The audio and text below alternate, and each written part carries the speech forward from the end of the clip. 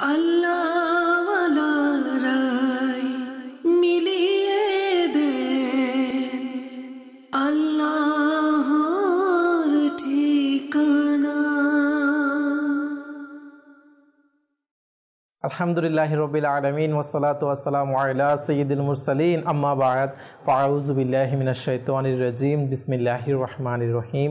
আসসালাতু ওয়াসসালামু আলাইকা ইয়া রাসূলুল্লাহ ওয়া আলা আলিকা ওয়া আসহাবিকা ইয়া হাবিবাল্লাহ। আসসালাতু ওয়াসসালামু আলাইকা ইয়া নবিয়াল্লাহ ওয়া আলা আলিকা ওয়া আসহাবিকা ইয়া নূরাল্লাহ। প্রিয় ইসলামী ভাইয়েরা এবং মাদানী চ্যানেলের দর্শক শ্রোতা, মাশাআল্লাহ ধারাবাহিক অনুষ্ঠান নিয়ে আপনাদের সামনে উপস্থিত হয়েছি, যার নাম হচ্ছে অলি আল্লাহর স্মরণে। মাশাআল্লাহ, আমাদের এই অনুষ্ঠানের মধ্যে আমরা অলি আল্লাহগণ এনাদের স্মরণ করার সৌভাগ্য নসিব হয়। এক এক দিনে একটি অনুষ্ঠানের মধ্যে এক একজন আল্লাহ তাআলার অলি নেককার বান্দার জীবনী সম্পর্কে জানার সৌভাগ্য হয়। পাশাপাশি চেষ্টা করি ওনার মাজার সম্পর্কে, ওনার মাজার শরীফের পিকচার বা ভিডিওগুলো আপনাদের কাছে তুলে ধরার জন্য বিভিন্ন মাদানী গুলদস্তা বা আমাদের মোবাল্লিকদের ওনার মাজার শরীফের মধ্যে হাজিরির ভিডিওগুলো আপনাদের সামনে তুলে ধরার আমরা চেষ্টা করে থাকি। তো পাশাপাশি আপনাদের কল, SMS, আপনাদের প্রশ্নের উত্তর আমরা আমাদের অনুষ্ঠানের মধ্যে দিয়ে থাকি। আমাদের মোবাল্লিকরা উপস্থিত থাকে, নাত পরিবেশনকারী ইসলামী ভাই উপস্থিত থাকে, আপনাদের অনুরোধ পূরণ করা হয়। তাই অবশ্যই অনুষ্ঠানের শুরু থেকে শেষ পর্যন্ত আমাদের সঙ্গে থাকবেন, ইনশাআল্লাহ অনেক কিছু ইলমে দ্বীন শেখার সৌভাগ্য নসিব হবে। প্রিয় দর্শক, আসুন অনুষ্ঠানের শুরুতেই দরুদ শরীফ পাঠ করেছি। এই দরুদ শরীফ পাঠ করার অসংখ্য ফজিলত ও বরকত রয়েছে। জি হ্যাঁ, দাওয়াত ইসলামী প্রতিষ্ঠাতা শাইখে তরিকত আমির আহলে সুন্নাত মাওলানা মুহাম্মদ ইলিয়াস আত্তার কাদেরী দামাত বারকাতুহুমুল আলিয়া ইনি আমাদেরকে দরুদ শরীফ পাঠ করার উৎসাহ প্রদান করেন। সেই সুবাদে তিনি তার লিখিত প্রত্যেকটা কিতাব, রিসালার প্রতিটা পৃষ্ঠায় দরুদ শরীফ পাঠ করার কেমন ফজিলত ও বরকত রয়েছে সে সম্পর্কে তিনি হাদিস শরীফ লিখে থাকেন। তার মধ্যে একটি দরুদ শরীফের ফজিলত তার লিখিত বিশ্ববিখ্যাত কিতাব ফায়জানে সুন্নতের মধ্যে তিনি লিখেছেন এরকমই যে, প্রিয় নবী রাসূল আরবি হুজুর পুন্নুর সাল্লাল্লাহু তাআলা আলাইহি ওয়া আলিহি ওয়াসাল্লাম বলেন যে, তোমরা আমার উপর অধিক হারে দরুদ শরীফ পাঠ করো, কেননা তোমাদের দরুদ শরীফ পাঠ করা তোমাদের গুনাহের জন্য মাগফিরাত স্বরূপ। সুবহানাল্লাহ, সুবহানাল্লাহ। গুনাহ মাফের মাধ্যমে কিন্তু দরুদ শরীফ পাঠ করার মধ্যে রয়েছে। আল্লাহ পাক আমাদেরকে বেশি থেকে বেশি পরিমাণে দরুদ শরীফ পাঠ করার সে সৌভাগ্য নসিব করুক। আল্লাহ পাক আমাদের গুনাহগুলা মাফ করে দিই। গুনাহ মাফের অসংখ্য জরিয়া, অসংখ্য মাধ্যম রয়েছে, তার মধ্যে একটি মাধ্যম হচ্ছে দরুদ শরীফ পাঠ করা। আসুন মোহাম্মদের সাথে আমরা আরেকটিবার দরুদ শরীফ পাঠ করি। সল্লু আলাল হাবিব সাল্লাল্লাহু তাআলা আলা মুহাম্মদ সাল্লাল্লাহু তাআলা আলাইহি ওয়া আলিহি ওয়াসাল্লাম। মাশাআল্লাহ, প্রিয় দর্শক, অলরেডি আপনারা স্ক্রিনের মধ্যে দেখতে পাচ্ছেন আমাদের মাঝে উপস্থিত রয়েছে মুবাল্লিগে দাওয়াত ইসলামী। আমার ডান পাশে আমার মিরাজ ভাই। মিরাজ হুজুর কেমন আছেন? আলহামদুলিল্লাহ। শুভেচ্ছা হুজুর, আমাদের অনুষ্ঠানের পক্ষ থেকে নতুন অনুষ্ঠানে হয়তো প্রথমবার আপনার আসা। মাশাআল্লাহ, ধন্যবাদ যে আমাদেরকে সুযোগ করে দিয়েছেন কিছু সওয়াব অর্জন করার জন্য। মাশাআল্লাহ, মাশাআল্লাহ। অপর পাশে আমার মোবাইলকে দাওয়াত দিয়েছে আমার সেলিম হুজুর উপস্থিত রয়েছে। কেমন আছেন? আলহামদুলিল্লাহ রাব্বিল আলামিন। আপনি কেমন আছেন? আলহামদুলিল্লাহ হুজুর, শুকরিয়া। আমাদের শুভেচ্ছা, নতুন অনুষ্ঠানের পক্ষ থেকে আপনাকে আমাদেরকে সময় দিয়েছেন। এভাবে আমাদের নাত পরিবেশনকারী ইসলামী ভাই আমাদের মেহবুব ভাইও রয়েছে। হুজুর কেমন আছেন আপনি? মাশাআল্লাহ। হুজুর, আমাদের মেহবুবের কাছে প্রথমে যাব, আসুন। মাশাআল্লাহ, দর্শক আপনারা অনেকেই আমাদেরকে অনুরোধ করেন যে বিভিন্ন কালাম, নাত, মানকাবাত শোনার জন্য। তো আসুন আমাদের প্রথমত মেহবুবের কাছে যাব। হুজুর, আজকে প্রথমে আপনি দর্শকদেরকে কি শোনাবেন? ইনশাআল্লাহ একটা অনেক প্রিয় একটি কালাম। মাশাআল্লাহ, মাশাআল্লাহ। জি, সাল্লু আলাল হাবিব সাল্লাল্লাহু তাআলা আলা মুহাম্মদ সাল্লাল্লাহু তাআলা আলাইহি ওয়া আলিহি ওয়াসাল্লাম। صلی علی رسولنا صلی علی محمد صلی علی حبیبنا صلی علی محمد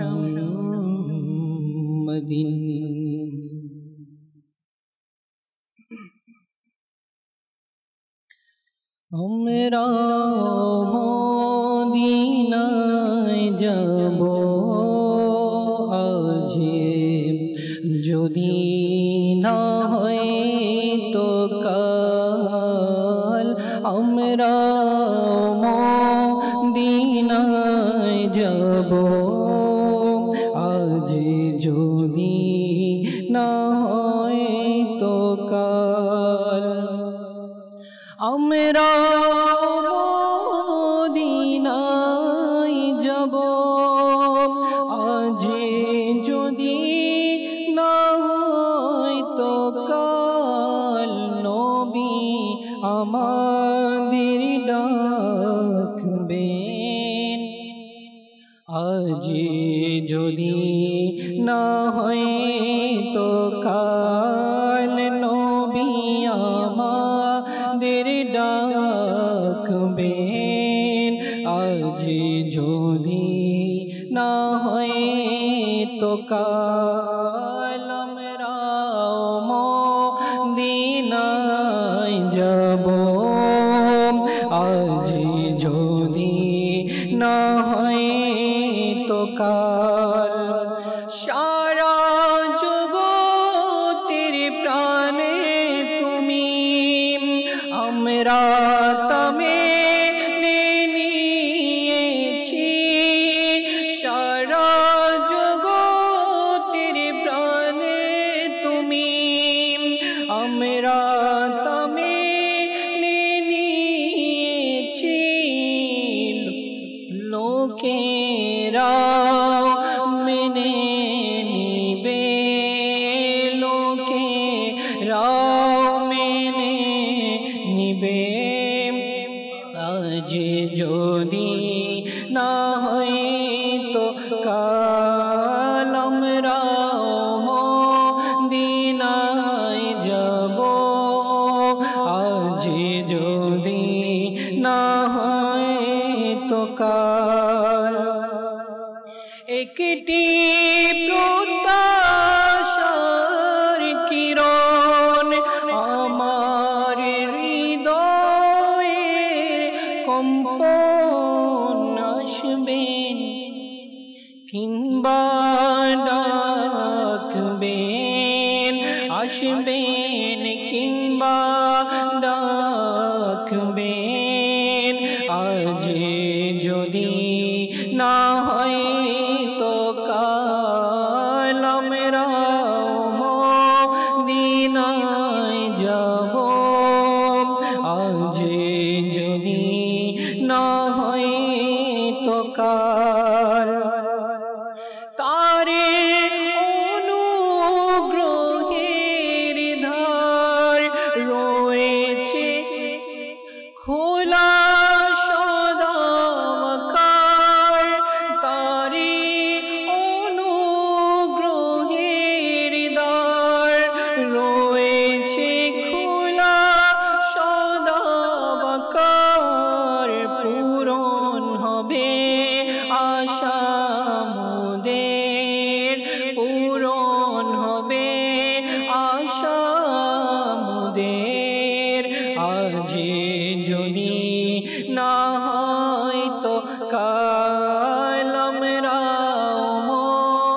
মদিনায় যাব আজ যদি না হয় তো কাল নবী আমাদের ডাকবেন নবী আমাদের ডাকবেন আজ যদি না হয় তো কাল আজ যদি না হয় তো কাল ইনশাআল্লাহ ইনশাআল্লাহ আমরা আজকে না হয়তো কাল ইনশাআল্লাহ মদিনাওয়ালা আমাদেরকে ডেকে নেবেন ইনশাআল্লাহ আল্লাহ পাক আমাদেরকে জীবনে একবার হলেও মক্কা শরীফের মদিনা শরীফের হাজিরি নসিব করুক আমিন। প্রিয় দর্শক মাশাআল্লাহ কালাম নাত শরীফ শোনার সৌভাগ্য নসিব হয়ে গেল। এবার ইনশাআল্লাহ আমরা আমাদের যে আলোচ্য বিষয় থাকবে সেটার দিকে আগাবো, পাশাপাশি আপনাদের কল SMS নিব। তো আজকে আমরা যে মহান শখসিয়ত যে মহান ওলি আল্লাহর ব্যাপারে আমরা আলোচনা করব সুবহানাল্লাহ। জি হ্যাঁ, আজকে আমরা ওই মহান শখসিয়তে আলোচনা করব যে আমরা মাদানী চ্যানেল বাংলা প্রত্যেকটা অনুষ্ঠানের শুরুতেই যে নিয়ত করানো হয়, যে নিয়ত সম্পর্কিত যে হাদিস শরীফ বর্ণনা করা হয়, যে হাদিস শরীফ সম্পর্কিত যে কিতাব মশহুর আমরা জানি যে বুখারী শরীফ, যে হ্যাঁ সে বুখারী শরীফ কিতাবের লেখক সম্পর্কে, যিনি এগুলো হাদিস শরীফ নকল করেছেন বিভিন্ন অনেক বুজুর্গানে কিরাম, যে বিভিন্ন নেককা আল্লাহ ওয়ালাদের থেকে, সুবহানাল্লাহ, সেই মহান শখসিয়ত সম্পর্কে হযরত ইমাম বুখারী রাহমাতুল্লাহি তাআলা আলাইহি, ইনার সম্পর্কে আমরা আজকে আলোচনা করব। তো ইনার জীবনী সম্পর্কে জানবো। তো আসুন প্রথমে ডান পাশ থেকে শুরু করব, আমার মিরাজ ভাই থেকে। মিরাজ ভাই, আজকে বিষয় মাশাআল্লাহ হযরত ইমাম বুখারী রাহমাতুল্লাহি তাআলা আলাইহি, মাশাআল্লাহ, যিনার বুখারী শরীফের হাদিস আমরা প্রায় প্রত্যেকটা মুসলমান মুমিনের মুখে মুখে যেটা বুখারী শরীফের হাদিস, এটা বুখারী শরীফের হাদিস। আজকে মহান শখসিয়ত নিয়ে মাশাআল্লাহ আলোচনা করার সৌভাগ্য হয়েছে। তো ওনার জীবনের সম্পর্কে যদি আমাদেরকে প্রথমে আপনি তুলে ধরতেন। আলহামদুলিল্লাহ রাব্বিল আলামিন, আসসালাতু ওয়াসসালামু আলা সাইয়্যিদিল মুরসালিন। তো কাউসার ভাই, আলহামদুলিল্লাহ, ইমাম বুখারী রাহমাতুল্লাহি তাআলা আলাইহি আমরা প্রত্যেকেই কমবেশ ইমাম বুখারী রাহমাতুল্লাহি তাআলা আলাইহির নাম শুনেছি। জি, আলহামদুলিল্লাহ। ওনার একটি প্রসিদ্ধ কিতাবের নামও শুনেছি, যেটার নাম বুখারী শরীফ। তো ইমাম বুখারী, আমরা ওনার আসলে ইমাম বুখারী বলতে বলতে ওনার নামটা আসলে আমাদের তেমন একটা কি নাই, পরিচিত নাই, কিন্তু ইমাম বুখারী বললে আমরা চিনি। বুখারী বলা হয় আসলে ওনার শহর হচ্ছে বুখারা শরীফে। উনি বুখারা শরীফে জন্মগ্রহণ করার কারণে ওনার নামের সাথে বুখারীটা যোগ হয়ে গিয়েছে। এমনি প্রকৃতপক্ষে ওনার নাম হচ্ছে, মূল নাম হচ্ছে মুহাম্মদ। সুবহানাল্লাহ, সুবহানাল্লাহ। ওনার উপনাম হচ্ছে, মূল নাম হচ্ছে মুহাম্মদ, উপনাম হচ্ছে আবু আব্দুল্লাহ। সুবহানাল্লাহ। এবং ওনার বাবার নাম ছিল ইসমাইল। আবার ওনার পিতামহর নাম ছিল মুগীরা। তো এভাবে বলা হয় মুহাম্মদ বিন ইসমাইল বিন মুগীরা। তো মুগীরা ওনার পিতামহ ছিল। ওনার পিতামহ ক্ষেত খামারের কাজ করত। আচ্ছা। তো কোন সময় উনি কিন্তু আল্লাহ ব্যতীত অন্য কারোর ইবাদত করত। তো পরে কোন সময় উনি ওনাদের ওই বুখারী শরীফের শাসকের মাধ্যমে ইসলাম ধর্ম গ্রহণ করেন, আল্লাহ তাআলার ইবাদত করেন। সুবহানাল্লাহ। আলহামদুলিল্লাহ, ইমাম বুখারী রাহমাতুল্লাহি তাআলা আলাইহির নাম শুনেছি, কিন্তু ইমাম বুখারী আমরা বলে গিয়েছি। নামে হয়তো আজকে অনেকে এমন রয়েছে প্রথম শুনতে পাচ্ছি। ওনার নাম হচ্ছে মুহাম্মদ। আসলে আমাদের এগুলো জানার দরকার আছে। আমরা কিন্তু সহিহ হাদিস, আমরা ওনারটা গ্রহণযোগ্য হিসাবে আমরা কি করি, 6টা হাদিস শরীফের মধ্যে ইমাম বুখারী রাহমাতুল্লাহি তাআলা আলাইহির বুখারী শরীফের হাদিসটাকে আমরা কি করি, সবাই বেশি অন্যতম একটি হাদিস এবং বেশি আমরা মূল্যায়ন করি, এবং এটাকে সহিহ হাদিস হিসেবে আমরা সবাই মানি এবং জানিও। তো ওনার নামও জানা দরকার আছে। তো ওনার ওনার নাম হচ্ছে মুহাম্মদ, ওনার উপনাম হচ্ছে আবু আব্দুল্লাহ, এবং ওনার বাবার নাম হচ্ছে ইসমাইল।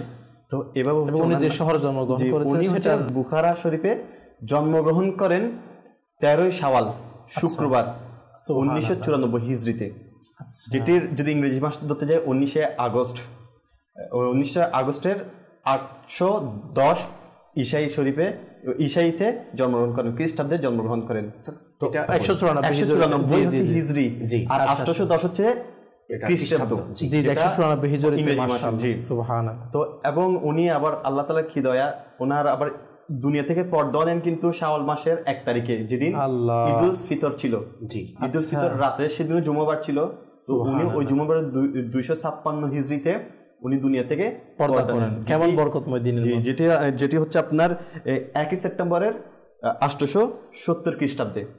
তো ওনার জন্ম একই সেম মাসে, মৃত্যু সেম মাসে, শুধু আর তারিখটা ভিন্ন। আলহামদুলিল্লাহ, এভাবে ইমাম বুখারী রাহমাতুল্লাহি তাআলা আলাইহিকে ওনার উপাধিও আছে।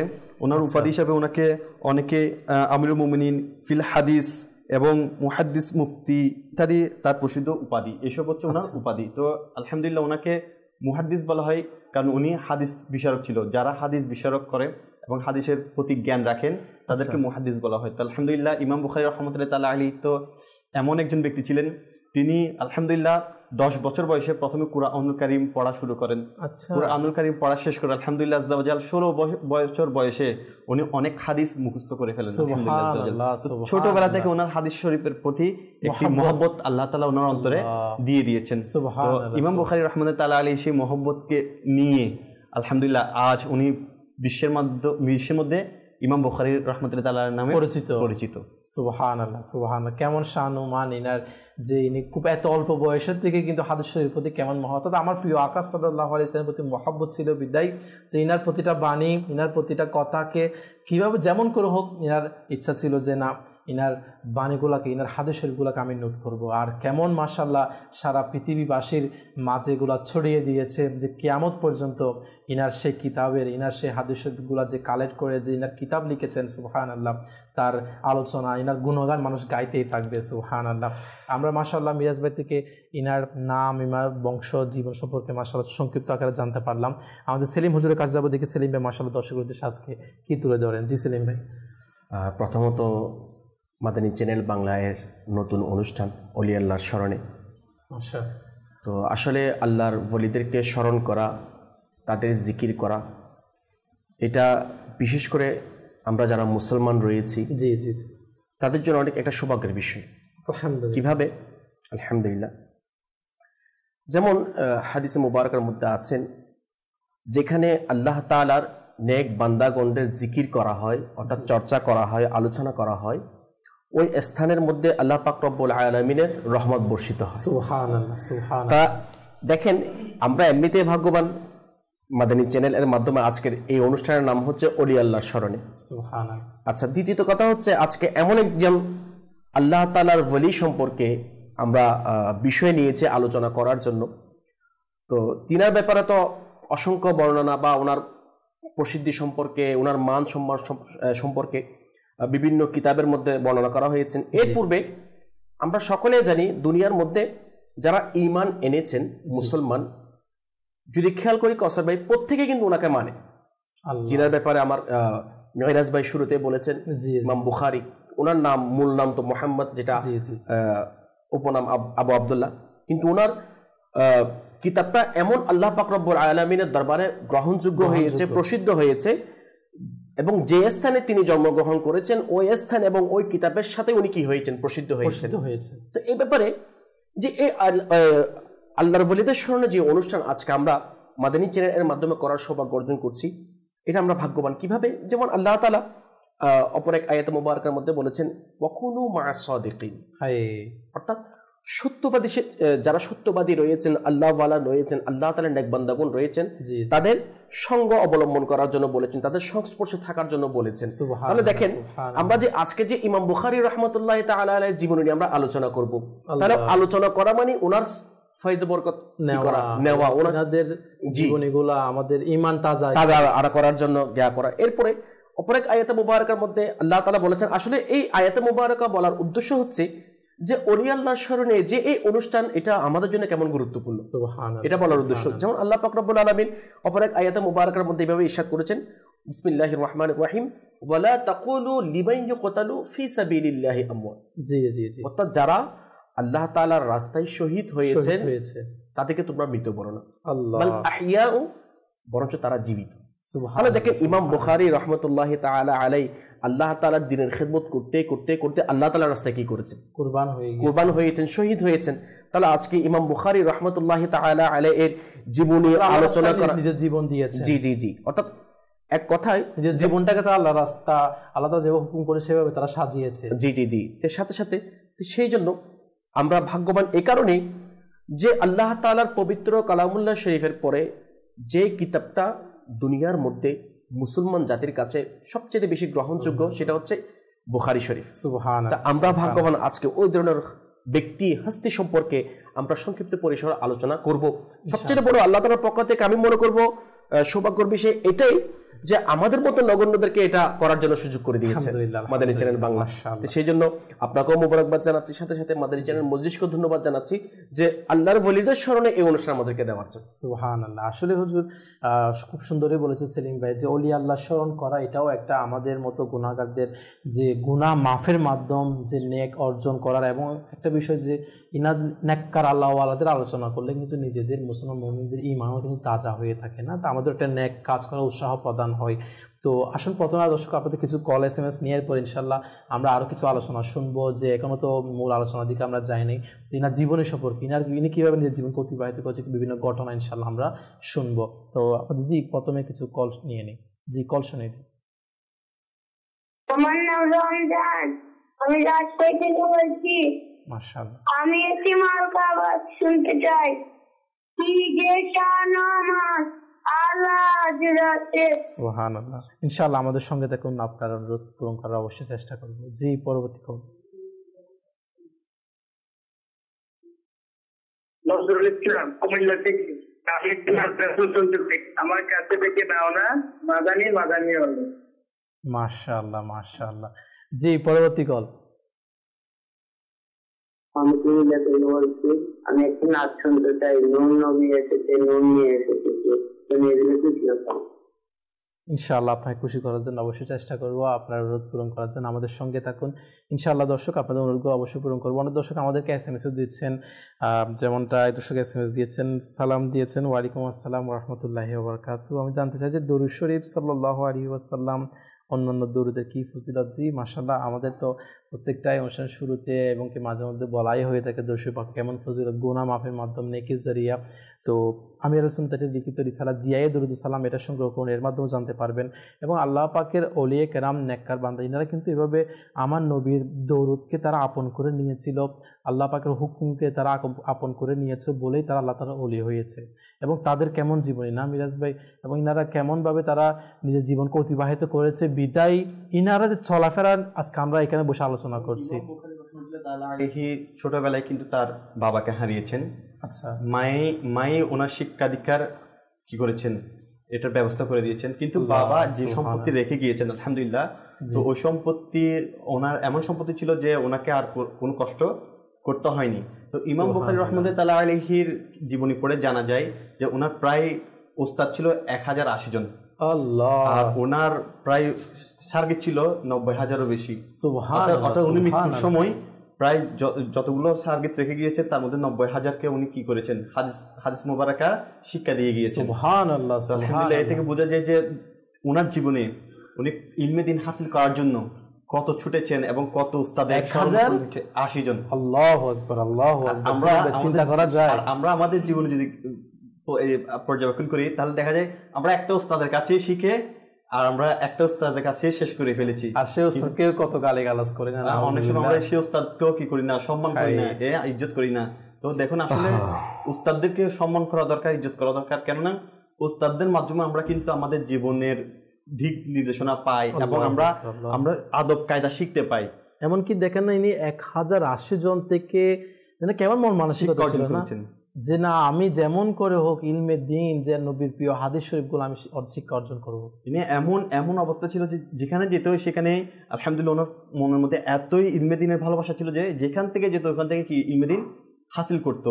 তো উনি মক্তবে যখন বসতো, অনেকে উনি জীবনী থেকে যেটা হাসিল করেছে, মক্তবে যখন বসতো আশ্চর্যজনক বিষয় হচ্ছে যে ওনার সাথে যতগুলো ছাত্ররা বসতো সবাই লিখতো, কিন্তু ইমাম বুখারী রাহমাতুল্লাহি আলাইহি কখনো লিখতেন না। আচ্ছা, কারণ কি? ছাত্ররা ওনাকে বারবার এটা দিতে তাগিদ দিত যে আপনি লিখেন না কেন, আপনি লিখেন, না লিখলে আপনি এটা কিভাবে পরে মনে থাকবে কিভাবে। তো বারবার ওনাকে লেখার জন্য যখন জোর করা হতো, উনি একবার সবার উপস্থিতে বললেন যে তোমরা যা লিখেছো তা আমার সামনে নিয়ে আসো। আচ্ছা, এবং নিয়ে আসার পর উনি মুখস্থ সব বলতেই লাগলো, প্রায় বলতে বলতে কমবেশ 15,000 হাদিস মুবারক উনি মুখস্থ বলেই দিল, এবং যারা লিখলো তারা হুবহু সেটা মিল পেল। সুবহানাল্লাহ, সুবহানাল্লাহ। কেমন ইমাম বুখারী রাহমাতুল্লাহি আলাইহির জজবা, কেমন জ্ঞান, কেমন জ্ঞান। আল্লাহ তাআলা, আল্লাহু আকবার। উনি শুরু থেকে আসলে কথা হচ্ছে না কাসর ভাই, শুরু থেকে যদি আমরা আমাদের মহব্বতটা, আমাদের অন্তরটা যদি কোনো দিক দিয়ে ঝুঁকিয়ে দিতে পারি তাহলে আলহামদুলিল্লাহ আল্লাহ তাআলা ওখানেও কি করবে, আমাদেরকে সাহায্য করবেন। আর এটা আমাদের জন্য একমাত্র একটা পথ হচ্ছে, সেটা হচ্ছে মা বাবা। মা বাবা যদি আমাদেরকে সেদিকে ঝুঁকিয়ে দেয়, যেদিকে ঝুঁকিয়ে দিবে আমরা সেদিকে যাব। মা বাবা যদি তাকে মিউজিকের দিকে ঝুঁকিয়ে দেয় তাহলে সে মাযাল্লাহ আল্লাহ মাফরুক সে মিউজিকের নিয়ে চিন্তা ভাবনা করতে থাকবে। তো আলহামদুলিল্লাহ ইমাম বুখারী রাহমাতুল্লাহি আলাইহি ওনার সন্তানকে ইসলামের দিকে ঝুঁকিয়ে দিয়েছিলেন। আর ওনার মায়ের যদি জীবনীতে পাওয়া যায়, যদি বলতে যাই, ওনার আম্মিজান আলহামদুলিল্লাহ আযজা ওয়া জাল একজন কামেল আউলিয়া ছিলেন। আল্লাহ, কেমনে? ওনার মা যখন ইমাম বুখারী রাহমাতুল্লাহি আলাইহি ছোট ছিলেন তখন একটি কঠিন রোগে আক্রান্ত হয়েছিলেন। তো এমন আক্রান্ত হয়েছিলেন যে ইমাম বুখারী রাহমাতুল্লাহি আলাইহির দুটি চোখের দৃষ্টি চলে গিয়েছিল। তো ইমাম বুখারী রাহমাতুল্লাহি আলাইহির আম্মাজান প্রচুর কান্নাকাটি করতেন আল্লাহ তাআলার দরবারে, কান্নাকাটি করতে লাগতেন এবং ইবাদতেও মশগুল ছিলেন আলহামদুলিল্লাহ আযজা ওয়া জাল। তো একদিন তিনি যখন ঘুমাচ্ছিল তখন অন্তরের চোখ খুলে গেল। আচ্ছা, আর স্বপ্ন দেখতে পেল যে ইব্রাহিম আলা নবিনা আলাইহিস সালাম সুবহানাল্লাহ, সুবহানাল্লাহ স্বপ্নের মধ্যে এসে উপস্থিত হয়ে বলতে লাগলো যে আপনি যে আল্লাহ দরবারে ইবাদত করছেন, সন্তানের জন্য কান্না করছেন, তা আল্লাহ তাআলা আপনার ফরিয়াদকে কবুল করেছেন, সুবহানাল্লাহ, আপনার সন্তানের দৃষ্টিশক্তি ফিরিয়ে দিয়েছেন, সুবহানাল্লাহ। ইমাম বুখারী রাহমাতুল্লাহি তাআলা আলাইহি সকালবেলা ঘুম থেকে উঠে বলতে লাগলো আম্মি জান আমি সব দেখতে পাচ্ছি। আল্লাহ, সুবহানাল্লাহ। বোঝা যায় যে ওনার আম্মি জানও কেমন নেককার ছিলেন। তাহলে আমি যদি যে গাছ থেকে ভালো ফল আশা করি তাহলে সেই গাছটাও কি হতে হবে, ভালো হতে হবে। এখন মাজাল্লাহ আমি ইসলামী বন্ধুদের উদ্দেশ্যে বলি, আমি বেহায়া পানা বাবা চলছি, বেপর্দা বাবা চলছি, কিন্তু আমি চাই আমার ছেলে মাদ্রাসায় পড়ুক, আমার ছেলে ভালো হোক, মাদ্রাসায় পড়ুক। অনেককে এরকম আমাদের আসলে আলহামদুলিল্লাহ দাওয়াত ইসলামীর দিন প্রচারের যে খেদমত খাদেমের দায়িত্ব আমরা পালন করার চেষ্টা করছি। সেক্ষেত্রে অনেক মানুষের সাথে কিন্তু আমাদের কি হয়, যোগাযোগ হয়, কথাবার্তা হয়। অনেকে অনেক ধরনের আফসোস নিয়ে আমাদেরকে অনেক কথা বলে। তার মধ্যে অনেক কথা এভাবে পাওয়া যায় যে সন্তানকে তো মাদ্রাসা দিয়েছে কিন্তু মাকে পরিবর্তন করতে পারছে না। মা চায় সন্তান মাদ্রাসায় পড়ে শিক্ষিত হোক, ইলমে দিন শিখুক, কিন্তু মায়ের অবস্থা এমন যে সে মডার্ন যুগ নিয়ে পড়ে আছে। দেখেন এভাবে যদি হয় তাহলে মূল কথা মা বাবা যদি নেককার হয়, সন্তানও কি হবে আলহামদুলিল্লাহ এদিকে ধাবিত হবে। উদাহরণস্বরূপ আলহামদুলিল্লাহ ইমাম বুখারী রাহমাতুল্লাহ তাআলা আলাইহির ব্যাপারে, তো ইমাম বুখারী রাহমাতুল্লাহ তাআলা আলাইহি যে এমন ইলমেদিন হাসিল করতো যে যেখানে যেত ওনার প্রসিদ্ধ ছড়িয়ে পড়তো। দেখেন না মিরাজ ভাই যে কথাটা বললেন, প্রসিদ্ধ কেন হবে না? ইনার ছোটবেলা থেকে কেমন সেলিম ভাই যে হাদিস শরীফের প্রতি একটা মহব্বত, কেমন মহব্বত থাকলে কেউ একজন নিয়ে আসলো 15,000-এর মতো কি অ্যাপ্রক্স একটা হাদিস শরীফ তিনি বলে ফেললো, এবং ইনার থেকে কেমন তার যখন উস্তাদে কোনো কিছু পড়াচ্ছে হাদিস শরীফ পড়াচ্ছে তখন ইনার মন মানসিকতা এবং আদবও কেমন ছিল হাদিস শরীফের প্রতি, যে ইনার লিখতে রয়েছে আর এনে মুখস্থ করার মধ্যে রয়েছে। আসলে এরকমই থাকা দরকার। যেমন কাসবে দেখেন আমরা অনেক সময় ইলমে দিন শ্রবণ করতে আসলে বা ইজিতিমে জিকিরনাথ বলুন, ইজিতিমাতে বলুন বা মাদানী চ্যানেল দেখতেছি, আমরা কিন্তু অনেকেই দেখা যায় যে মাদানী চ্যানেল ছেড়ে রেখেছি, কিন্তু মাদানী চ্যানেলের মধ্যে কি বয়ান হচ্ছে সেটার ব্যাপারে আমরা গুরুত্ব দিচ্ছি না। যেমন আজকেও আল্লাহর ওলির একটা জীবনী নিয়ে বলা হচ্ছে, আমরা এই জীবনীটা দেখে অবাক হই, ইমাম বুখারী রাহমাতুল্লাহ আলাইহি ছোটবেলা থেকে এরকম আগ্রহ ছিল।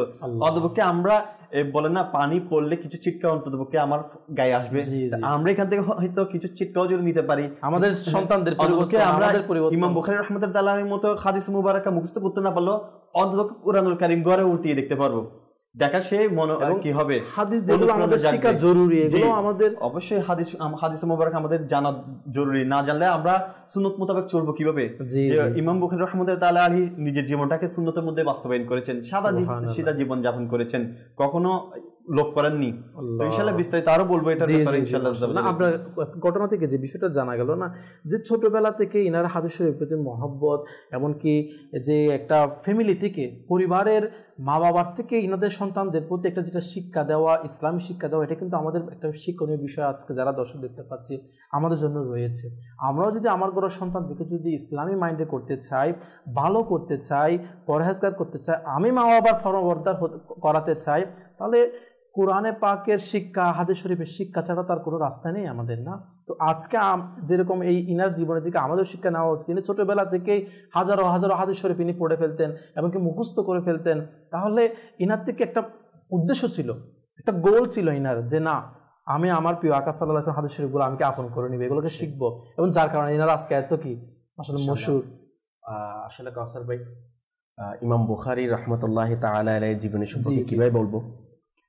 উনার জীবনের মধ্যে আসছে, আচ্ছা কিতাবের মধ্যে আসছে, উনি 6 বছর বয়সে, খুব অল্প বয়সে কোরআন হাফেজ হয়ে গিয়েছে। উনার মেধা শক্তি কেমন ছিল! আচ্ছা, সাথে সাথে আমার মিরাজ ভাই যেটা ঘটনা বললেন যে 15,000 হাদিস শরীফ কি বলে দিয়েছেন মুখস্থ, আল্লাহ, এই ব্যাপারে আমি আরেকটা অ্যাড করবো। উনার জীবনের মধ্যে এভাবে আসছে, জি, উনার যখন অল্প বয়স, আচ্ছা ধরেন বেশি 10 বছর বা কম বেশ হবে, শৈশবকালের মধ্যে, আচ্ছা কিতাবের মধ্যে আসছে উনি 70,000 হাদিস শরীফ ওনার মুখস্থ ছিল। সুবহানাল্লাহ, সুবহানাল্লাহ। একদিন ওনার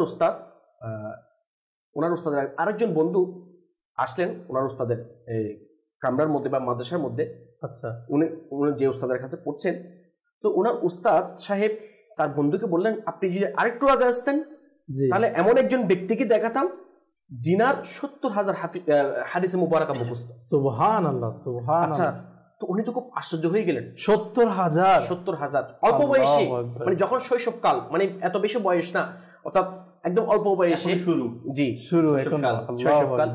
তখন উনি কি করলেন, ওনাকে খুঁজতে শুরু করলেন। এক পর্যায়ে যখন ওনার সাথে দেখা হলো, মানে ইমাম বুখারী রাহমাতুল্লাহি তাআলা আলাইহির সাথে যখন দেখা হলো, তখন উনি প্রশ্ন করলেন, আচ্ছা আপনি কি ওই ব্যক্তি জিনার ব্যাপারে আমার বন্ধু বলেছেন যে 70,000 হাদিস মুখস্থ রয়েছে? তখন ইমাম বুখারী রাহমাতুল্লাহি আলাইহি বলেন, জি।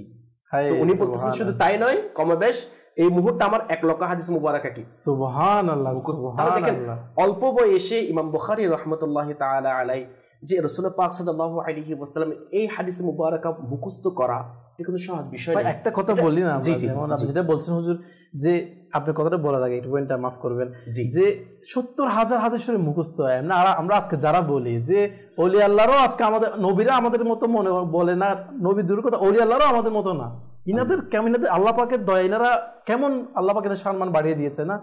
আপনাদেরকে আমাদেরকে প্রশ্ন করা হোক আপনি 100টা মুখস্থ করে দিতে পারবেন কিনা, 1000 পারবেন কিনা এই বয়সের মধ্যে। আমি এটার ব্যাপারে একটা কথা বলি, এই যে বলতেছেন 1000টা, ইমাম বুখারী রাহমাতুল্লাহি আলাইহি কেমন ছিল ওনার ব্যাপারে যারা উনি নিয়ে বলেছেন, বলছে যে ইমাম বুখারী রাহমাতুল্লাহি আলাইহি যে হাদিসটি জানেন না সেটা হাদিসই না,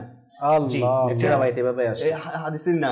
কারণ ওনাকে পরীক্ষা করার জন্য বাগদাদ শরীফে একবার একটা দল গঠন করেছিল যে ইমাম বুখারী রাহমাতুল্লাহি আলাইহির যে হিফজুল হাদিস, উনি যে হাদিস মুখস্থ আছে এটা পরখ করার জন্য একবার একটা কি হয়েছিল, একটা মজলিসের আয়োজন করেছেন। তিনি যখন বাগদাদ শরীফে আসতেছিল, আসার পরে ওইখানে একটা করেছিল ওলামা কেরামরা 100টা হাদিস মুবারাকা, সহিহ হাদিস মুবারাকা, যেগুলা একেবারে হুজুর করিম সাল্লাল্লাহু আলাইহি ওয়াসাল্লাম মাধ্যমে কি রাবির মাধ্যমে কি হয়েছে হাদিস মুবারাকা বর্ণনা হয়েছে, এরকম হাদিস মুবারাকাকে 100টা ভাগ করে নিল। ভাগ করে ওই 100টা হাদিস মুবারাকার সনদ এবং মতনকে এলোমেলো করে দিয়েছেন। আচ্ছা, এলোমেলো করে দেওয়ার পর এটা 10 ভাগে ভাগ করেছেন। 10 ভাগে ভাগ করে 10 জন আলেমকে এটা বিভক্ত করে দিয়েছেন। আচ্ছা, এবং ইমাম বুখারী রাহমাতুল্লাহি তাআলা আলাইহি যখন বাগদাদ শরীফে আসলেন আর উনি যখন ওনার আসনে বসলেন, তখন ওনাকে পরীক্ষা করা হচ্ছে। প্রথম আলেম গিয়ে ওই একটা হাদিস মুবারাকা বর্ণনা করলেন, যেটি সনদ এবং মতনকে উল্টিয়ে দেওয়া হয়েছিল পরীক্ষা করার জন্য। আচ্ছা, তো উনি ইমাম বুখারী রাহমাতুল্লাহি তাআলা আলাইহি বলতেছেন এটা আমার ইলমের মধ্যে নাই। দ্বিতীয়টা বলছে এটা আমার ইলমের মধ্যে নাই। আচ্ছা, এভাবে বলতে 10টা বলে ফেললো, উনি বলতে লাগলো এটা আমার ইলমের মধ্যে নেই। কারণ কি, ইনি তো টাকার কথা, সবাই তো এক্সপেক্ট করেছিল এটা। এখন উনি নাই মানে অর্থাৎ এটা বুঝে গেল সামনে। এরপরে এভাবে করতে করতে আরেকজন আসলো আলেম, উনি 10টা বলছে ইলমের মধ্যে নাই। এভাবে 100টা শেষ হয়ে যখন গেল, শেষ হওয়ার পর উনি সবাইকে ডাকলো। ডাকার পর উনি প্রত্যেকটা হাদিসের সনদ এবং রাবির নাম সহ এবং মতন সহ হুবহু এগুলো ঠিক করে দিল।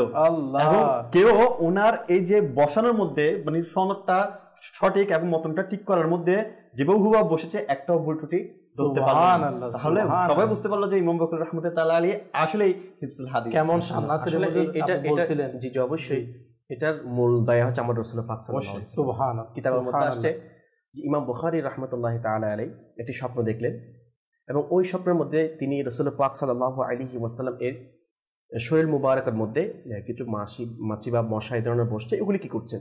আচ্ছা, তাড়াচ্ছেন। তো মাআযাল্লাহ কেউ যদি আমরা মনে করি, কারণ আমার রাসূল পাক সাল্লাল্লাহু আলাইহি ওয়াসাল্লাম এর জিসিম মুবারকের মধ্যে শরীর মুবারকের মধ্যে কোনোদিন মাছি মশা বসে নেই, কিন্তু ইমাম বুখারী রাহমাতুল্লাহি আলাইহি সৌভাগ্যগ্রস্ত কি মানে একটু সংস্পর্শ নেওয়া জি মানে না এই স্বপ্নটা কেন দেখলো? আচ্ছা, তখন উনি টেনশনে পড়ে গেলেন, কারণ উনি জানেন যে মাছি মশা তো কোনোদিন বসে নেই, কিন্তু আমি এই স্বপ্নটা কেন দেখলাম? আচ্ছা, কারণ তখন উনি ইমাম বুখারী রাহমাতুল্লাহি তাআলা আলাইহি ওই সময় যারা স্বপ্ন সম্পর্কে বেশি অভিজ্ঞ ব্যাখ্যা করা বিশ্লেষণ করাটা যারা ছিল তাদের কাছে প্রশ্ন বললেন এই কথাটা। তখন তারা ইমাম বুখারী রাহমাতুল্লাহি আলাইহি বললেন যে আপনি সৌভাগ্যবান। আচ্ছা, সুবহানাল্লাহ। কেমনে সৌভাগ্যবান? যে আপনি রাসূল পাক সাল্লাল্লাহু আলাইহি ওয়াসাল্লাম এর হাদিস নিয়ে বিভিন্ন সমস্যা হবে, বিভিন্ন প্রবলেম আসবে, আল্লাহ তাআলার দয়ায় আপনি ওই সমস্যাগুলি সমাধান করে সুন্দর একটা রাসূল পাক সাল্লাল্লাহু আলাইহি ওয়াসাল্লামের যে হাদিস মুবারাকাগুলি রয়েছে সেটা উপস্থাপন করবেন কাদের সামনে? সুবহানাল্লাহ। যে মানুষদের সামনে, জাতির সামনে, জাতির কাছে জি এগুলা মানুষদের মাঝে উপস্থাপন করবেন। তো এইভাবে ইমাম বুখারী রাহমাতুল্লাহি তাআলা আলাইহি যে তার বুখারী শরীফের মধ্যে এই সমস্ত হাদিস কি করেছেন, লিখেছেন, এই ব্যাপারে আসছে। যেমন একটা বর্ণনা এই ব্যাপারে আসছে, ইমাম বুখারী রাহমাতুল্লাহি তাআলা আলাইহি 6 লক্ষ হাদিস মুবারাকা থেকে যে বুখারী শরীফ থেকে কি করেছেন, লিখেছেন 6 লক্ষ হাদিস মুবারাক থেকে বাছাই করে এই সমস্ত কি হাদিস মুবারাকা লিখেছেন। এবং সাথে সাথে এটাও একটা প্রসিদ্ধ কালাম মানে কথা আমরা সকলেই জানি।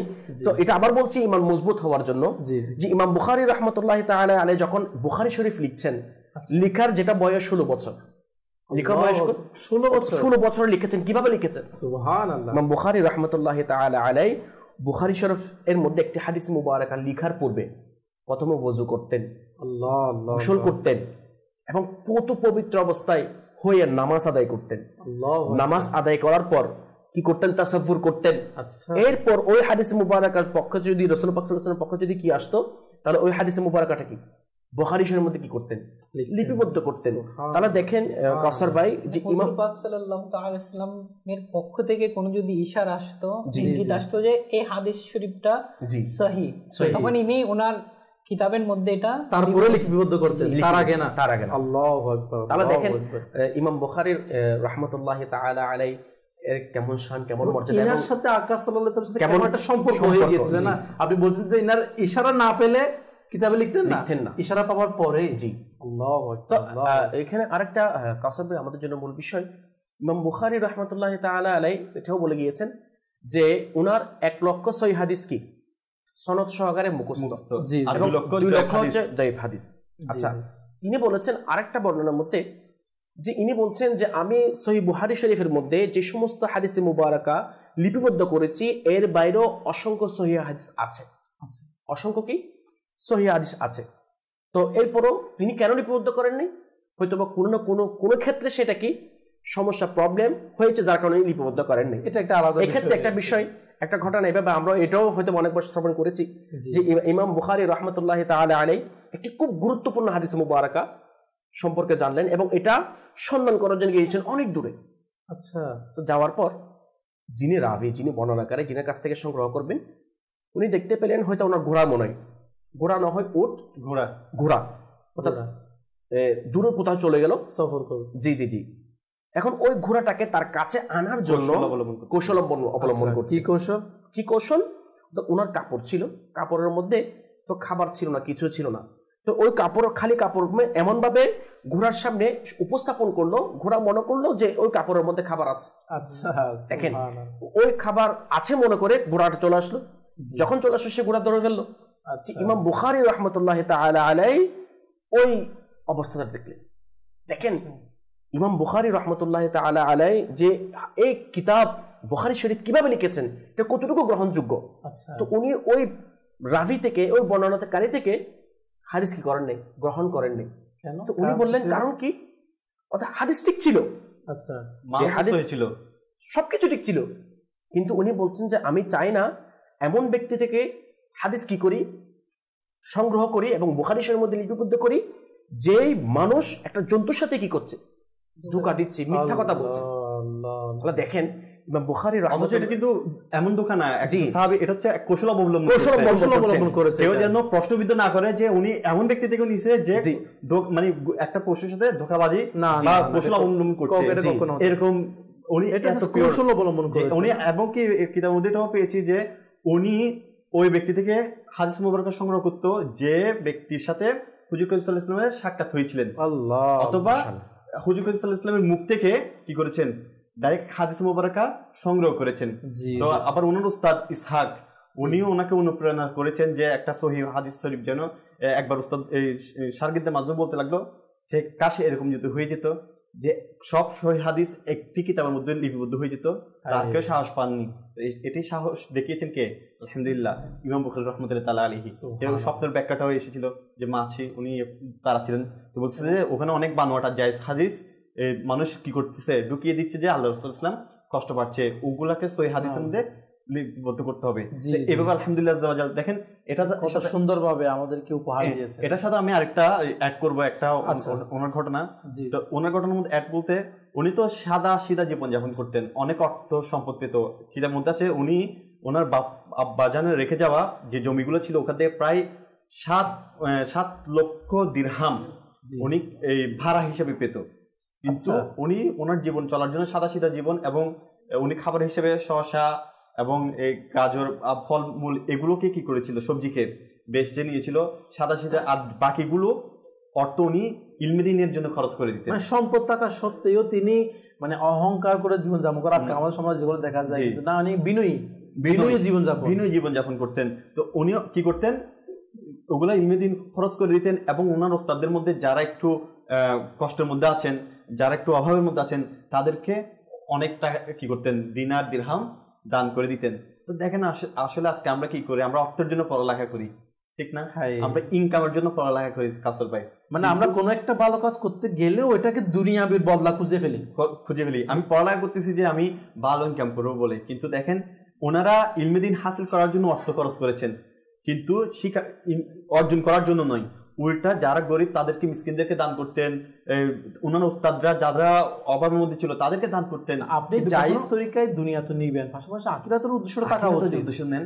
দেখেন ওনার অর্থের প্রতি কেমন লোভ ছিল না। একদিন উনি 1000 স্বর্ণ মুদ্রা নিয়ে যাচ্ছিলেন, তো উনি ওনার কাছে সবসময় থাকতো এগুলা, কারণ উনি দানবী ছিলেন, দানও করতেন।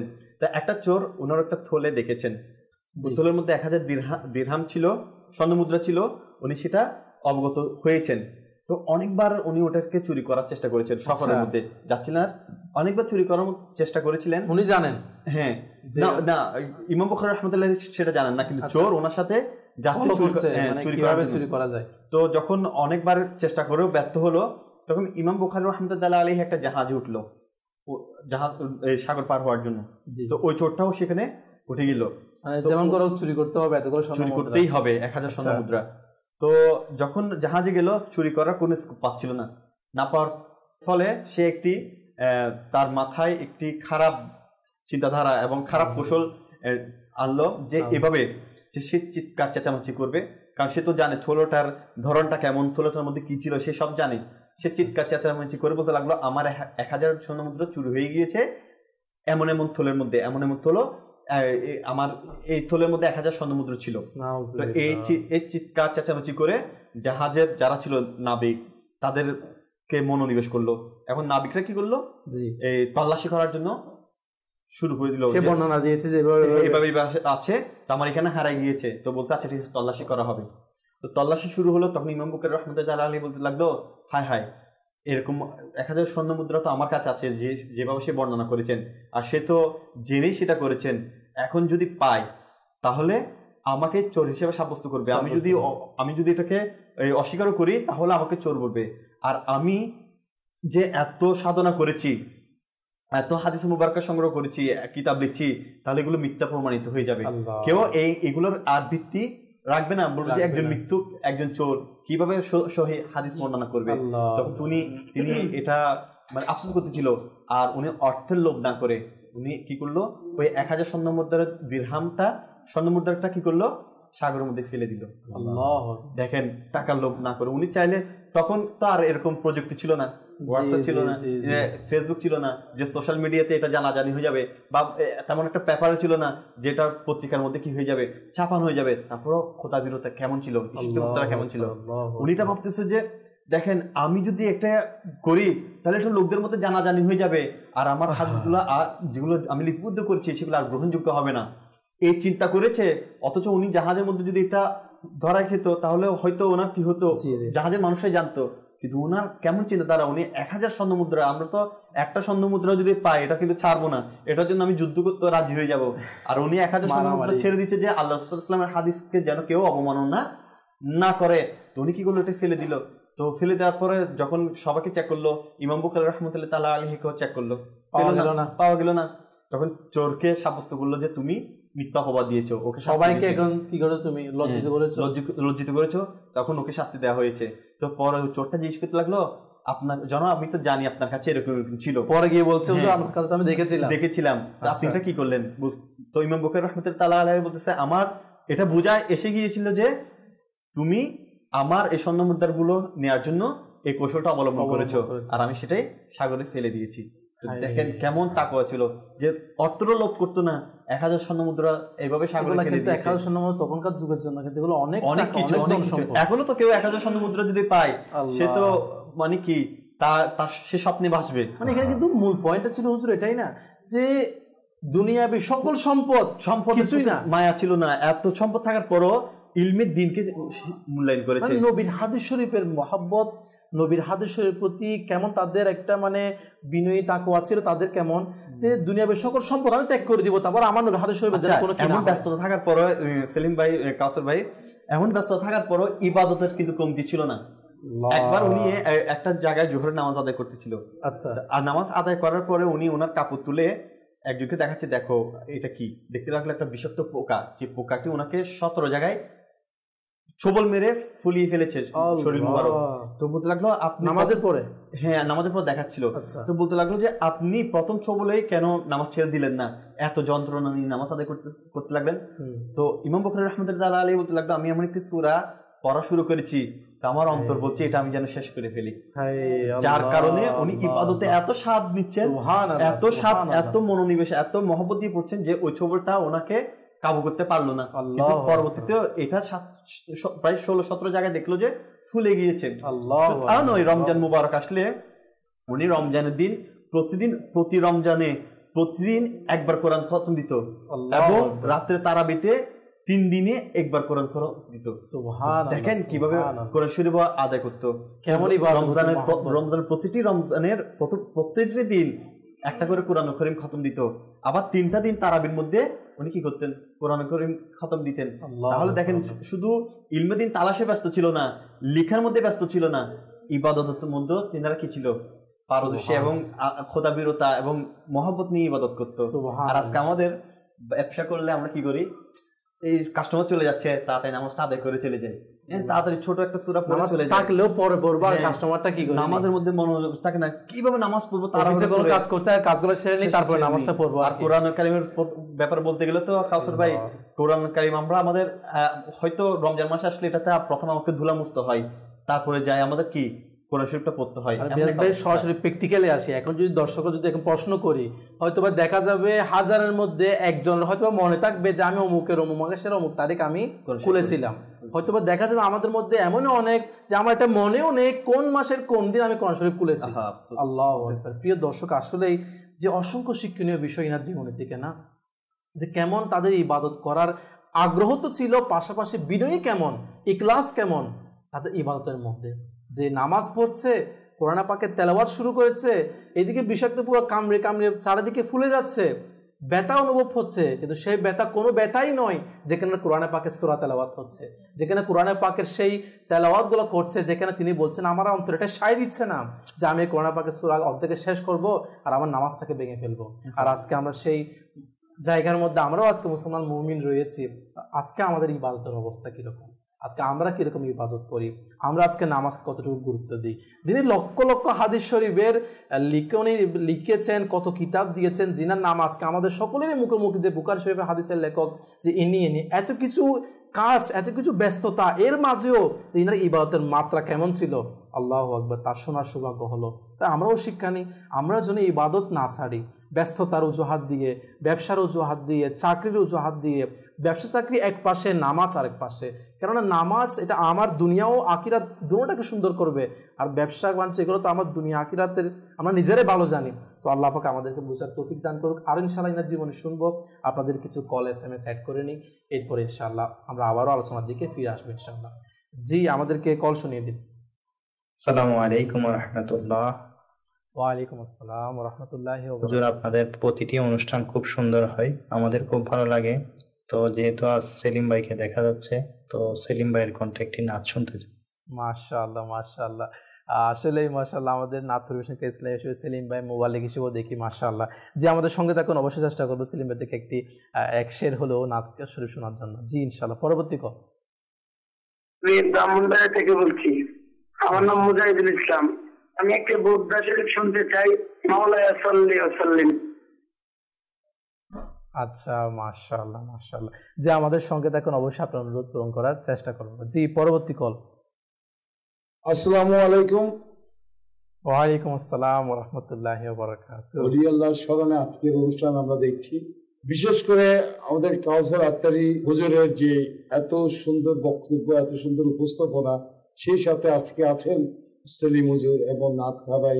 আজকের অনুষ্ঠানটা খুব ভালো লাগছে, আমাদের জন্য দোয়া করবেন, আমরা যেন আপনাদের বক্তব্য শুনে আমাদের জীবনকে আরো সুন্দর করতে পারি। মাশাআল্লাহ মাশাআল্লাহ। জি, অবশ্যই দোয়া করে আল্লাহ পাক আমাদের সকলকেই কবুল করুক। মাদানী চ্যানেল বাংলা আমরা এবার নিজেও দেখি, অপরকেও দেখার দাওয়াত প্রদান করি। মাশাআল্লাহ। প্রিয় দর্শক, আমরা আলোচনা করছিলাম ইমাম বুখারী রাহমাতুল্লাহি তাআলা আলাইহি না জীবনের সম্পর্কে। তো আমাদের মাশাআল্লাহ নাথ পরিবেশনকারী ইসলামী ভাই রয়েছে, এনার কাছে যাব। অনেক দর্শক আপনারা অনুরোধ করেছেন, সেই অনুরোধগুলোও এনার কাছে অনুরোধ করব যেন সংক্ষিপ্ত আকারে পূরণ করে দেয়। জি মেহবুব ভাই। আমায় কাছে ডেকে নাও না মদনী মদিনে वाले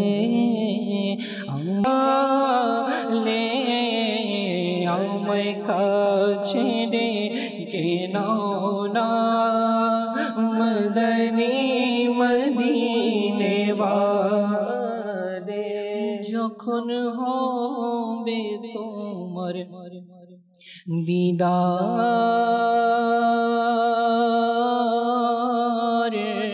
তখনই হবে আমার যখন হবে তোমার দিদার তখনই হবে আমার স্বপ্নে আসো না আমার স্বপ্নে আসো না মদনী মদিনে वाले मदनी मदीने वाले मदनी मदीने वाले सल्लल्लाहु ताला अला मुहम्मद सल्लल्लाहु ताला अलैहि वसल्लम। বিরতি প্রিয় যিনি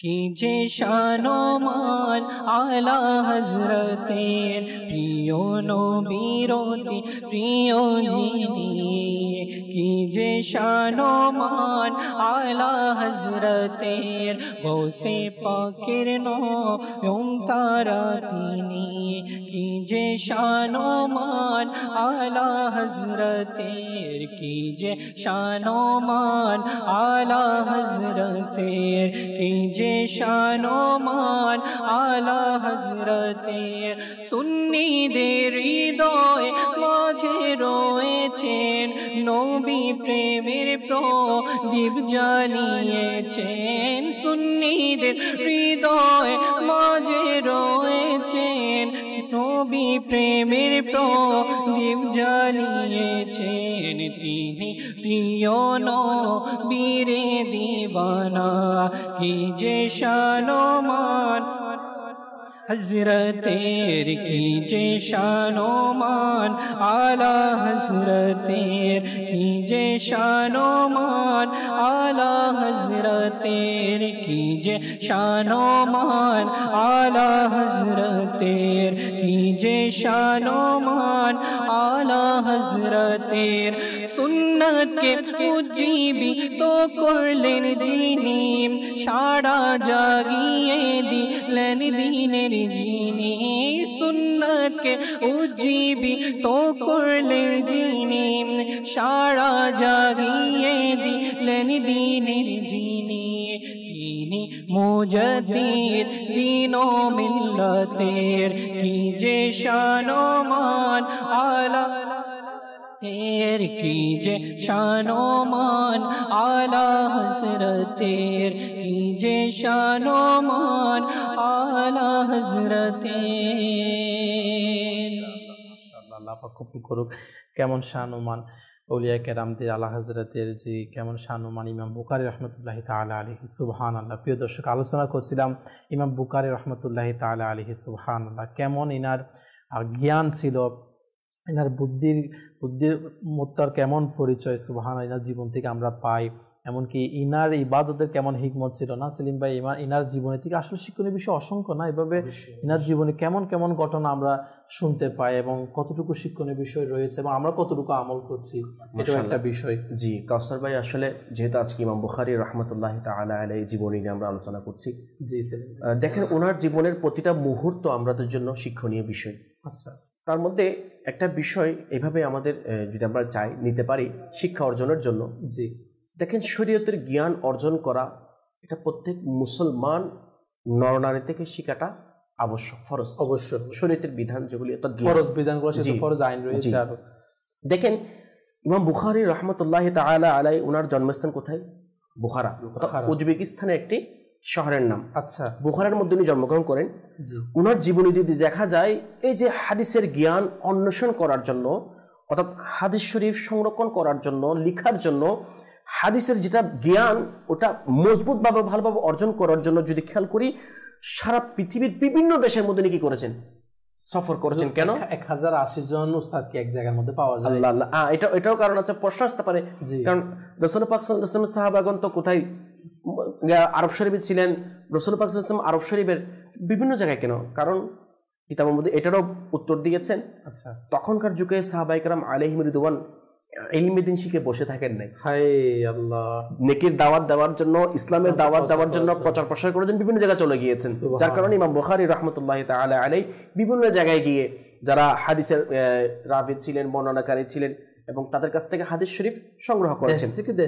জি, এখানে কসরবে দেখেন, যেহেতু ইলমে দ্বীনের বিষয় আসছে, এবং আমার মেরাজ ভাই যে বিষয়টা আলোচনা করেছিলেন, আমরা যদি খেয়াল করি, ইমাম বুখারী রাহমাতুল্লাহি তাআলা আলাইহি উনি জ্ঞানের দিক দিয়ে পরিপূর্ণ ছিলেন, পাণ্ডিত্য ছিলেন, সাথে সাথে আর্থিকভাবে সচ্ছল ছিলেন, এবং সাথে সাথে আল্লাহ তাআলার ইবাদত বান্দেগী যা ছিল, যতটুকু করা দরকার, এবং একজন আল্লাহ তাআলার ওলি হওয়ার জন্য যে রিয়াজত ইবাদত করা দরকার, ওই ইবাদত ইমাম বুখারী করেছেন, ইমাম বুখারী রাহমাতুল্লাহি আলাইহি করেছেন।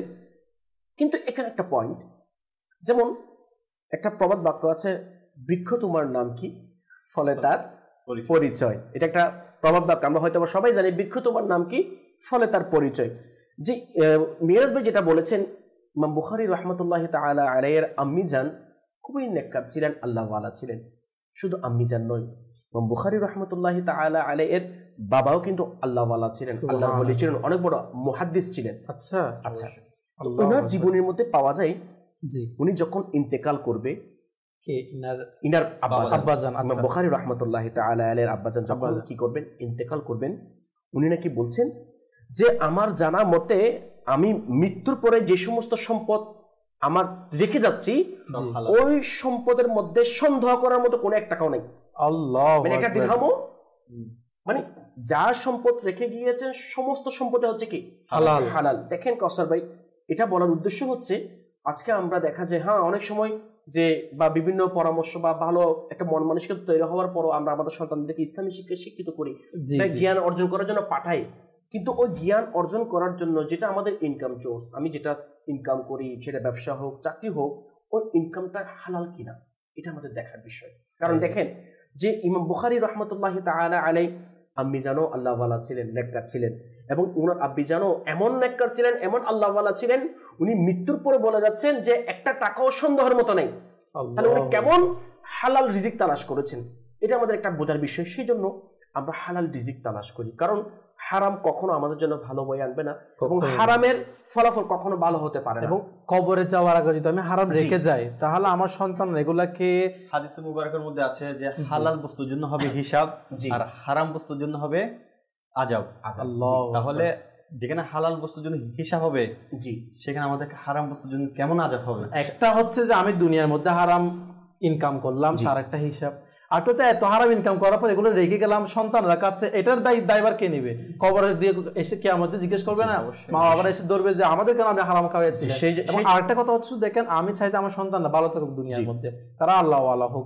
যেমন আমার সন্তান যদিও বা ইবাদত গুজার হোক না কেন, যে সম্পদ রেখে সেগুলো তা হারাম, হারাম কে কিভাবে সে পিতার ব্যাপারে আরেকটা আছে যে আমি সেলফি সাথে অ্যাড করছি, যে খাবারের ব্যাপারে ওনারা কি করতো, সতর্কতা অবলম্বন করতো।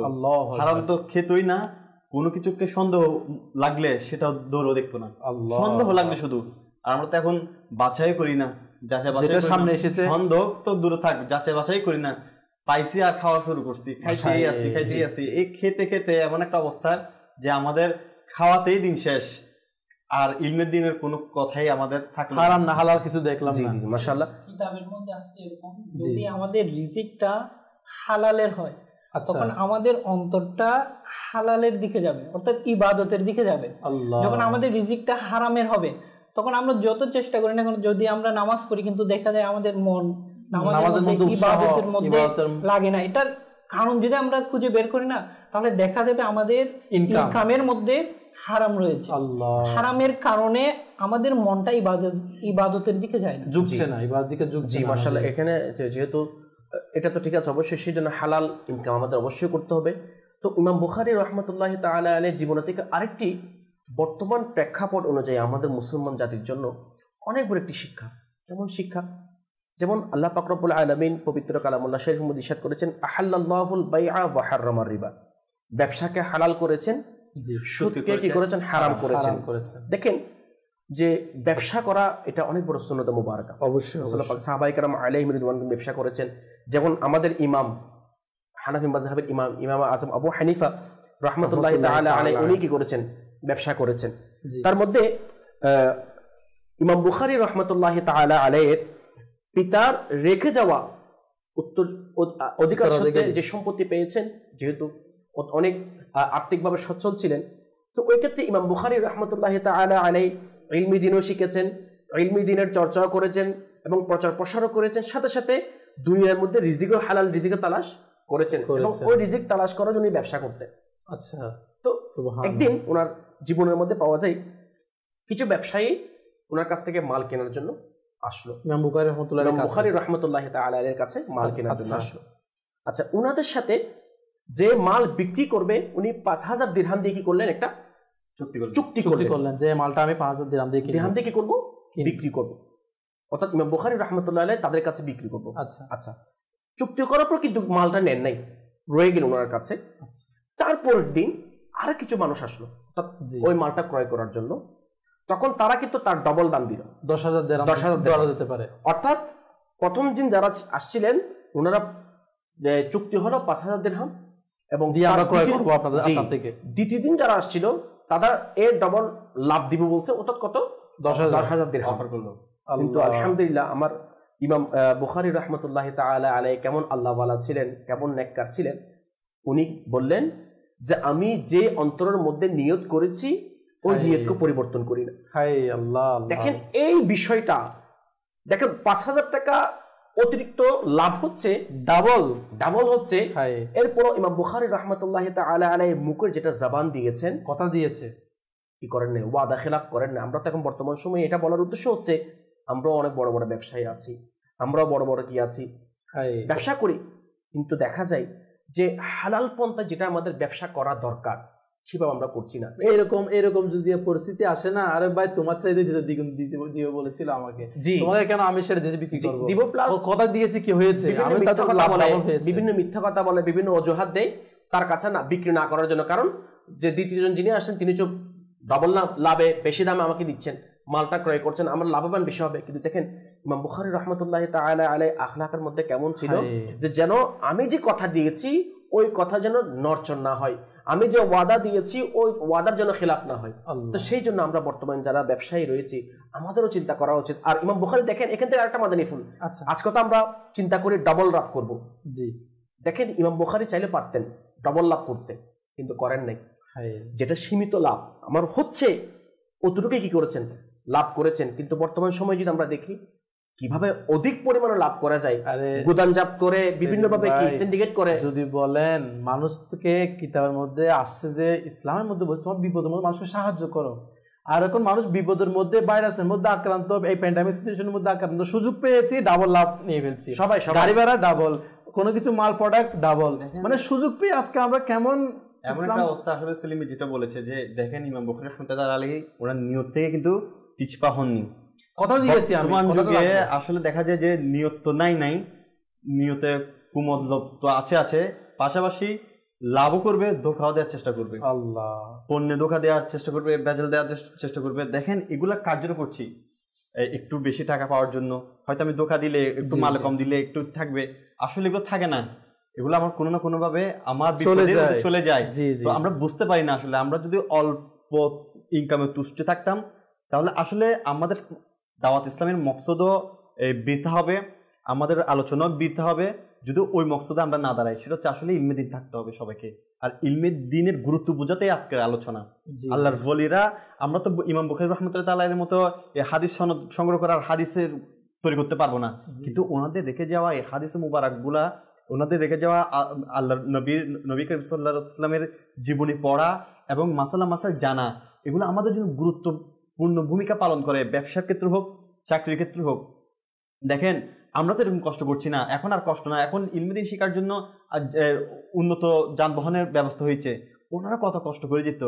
এবং কি উনি এত অর্থশালী হওয়ার পরও কিতাবের মধ্যে বর্ণিত আছে ইলমে দিন হাসিল করতে গিয়ে উনি অনেক সময় সবুজ ঘাস খেয়ে থেকেছেন।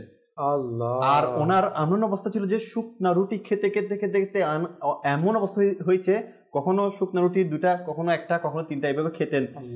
এভাবে খেয়েছেন যে খেতে খেতে অসুস্থ হয়ে গিয়েছেন, ডাক্তারের কাছে নিয়ে গিয়েছে, ডাক্তার বলছে ওনার অন্তর শুকিয়ে গিয়েছে শুকনা রুটি খেতে খেতে। তো তখন বলতে লাগলো উনি 40 দিন যাবত শুকনো রুটি খেতেই আছেন, কোনো তরকারিতে হাতও দেন নাই। তাহলে কেমন করে ওনারা কি করেছেন, ইলমে দিন হাসিল করেছেন এবং অল্প তুষ্টিতে রেজামন্দি হাসিল করেছেন। আর আমরা তো এখন ইনকামও করতেছি বেশি বেশি পাওয়ার জন্য, আমরা হালাল হারাম কেউ বাঁচতেছি না, ইলমে দিন হাসিল করতেছি না, শুধু কি কামাও কামাও আর গুদামজাত করো আর ব্যবসা করে লাভবান হয়ে যাও, সবচেয়ে বড় ধনী হয়ে যাও। আমি কি একটা কিছু নিয়ে যেতে পারবো? কবর একটা কিছু নিয়ে যেতে পারবো না। আজকে আমাদের অ্যাকচুয়ালি কথা হচ্ছে যে আমরা প্রথমত আমাদের ফোকাসটা না শুধু দুনিয়াই হয়ে গিয়েছে, আমরা আখিরাতটাকে ভুলে গিয়েছি।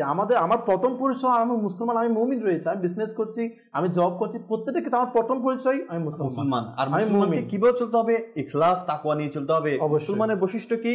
দানবী হতে হবে। মুসলমানের বৈশিষ্ট্য কি? সত্যবাদী হতে হবে। মুসলমানের বৈশিষ্ট্য কি? হালাল হারাম বিবেচনা করতে হবে। আমি ইবাদত করতে যাব, আমি যে ইবাদত করব সেটা কবুল হওয়ার প্রথম শর্ত হচ্ছে হালাল। দোয়া কবুল বলা হচ্ছে না, মূল পয়েন্ট হচ্ছে কি? হালাল লোকমা, হালাল ইনকাম। এবং এই ইবাদত কবুল হওয়ার প্রথম শর্ত হচ্ছে হালাল লোকমা পেটে থাকা। তাহলে আমার ইবাদত তো কবুল হবে না, তাহলে আমি দুনিয়া থেকে নিয়ে যাব কি? আমি দুনিয়াতে যেটা পাহাড় করছি ওই পাহাড়টা তো আমি নিয়ে যেতে পারবো না, শুধু আমি রেখে যেতে পারবো। আর এগুলো আমাকে কালকে আমাদের দিন এবং দুনিয়াতে যতদিন আমার নসলের ভোগ করবে এগুলোর আজাব আমি পেতেই থাকবো। তাহলে আমাদেরকে শিক্ষা নেওয়া দরকার, ফিকির নেওয়া দরকার। আমার যদি অট্টালিকা থাকে তাহলে আমি ইনকামকে একটুকে স্টক করি, যা আছে তা আলহামদুলিল্লাহ, এবার ইলমে দিনের মধ্যে লেগে যাই। ইমাম বুখারী রাহমাতুল্লাহ আলাইহির এই জীবনী থেকে আজকে আমরা কিছুটা সবক হাসিল করি। দাওয়াত ইসলামীর 63 দিনের তরবিতি কোর্স হয়, আমরা এখানে এসে যাই ইনশাআল্লাহ। কারণ অনেকে আবার পরিবেশও খুঁজে কাউসার ভাই, আমি আমার বয়স হয়ে গেছে, আমি এখন কোথায় শিখবো? আলহামদুলিল্লাহ দাওয়াত ইসলামী সেই পরিবেশ আমাদের করে দিচ্ছে, ব্যবস্থা করে দিচ্ছে। আপনি যদি দাওয়াত ইসলামীতে এসে নিজেকে পরিশুদ্ধ করতে চান, কুরআনুল কারীমকে শুদ্ধভাবে শিখতে চান, ইলমে দিন শিখতে চান, আলহামদুলিল্লাহ আপনার জন্য সুব্যবস্থা আছে। 63 দিনের তরবিতি কোর্স আছে, দারসে নিজামি আছে 8 বছরের একটি কোর্স আছে। এরপর আরো মাদানী কাজ শেখার জন্য আরো অনেক ধরনের শিক্ষা শেখানোর কোর্স রয়েছে।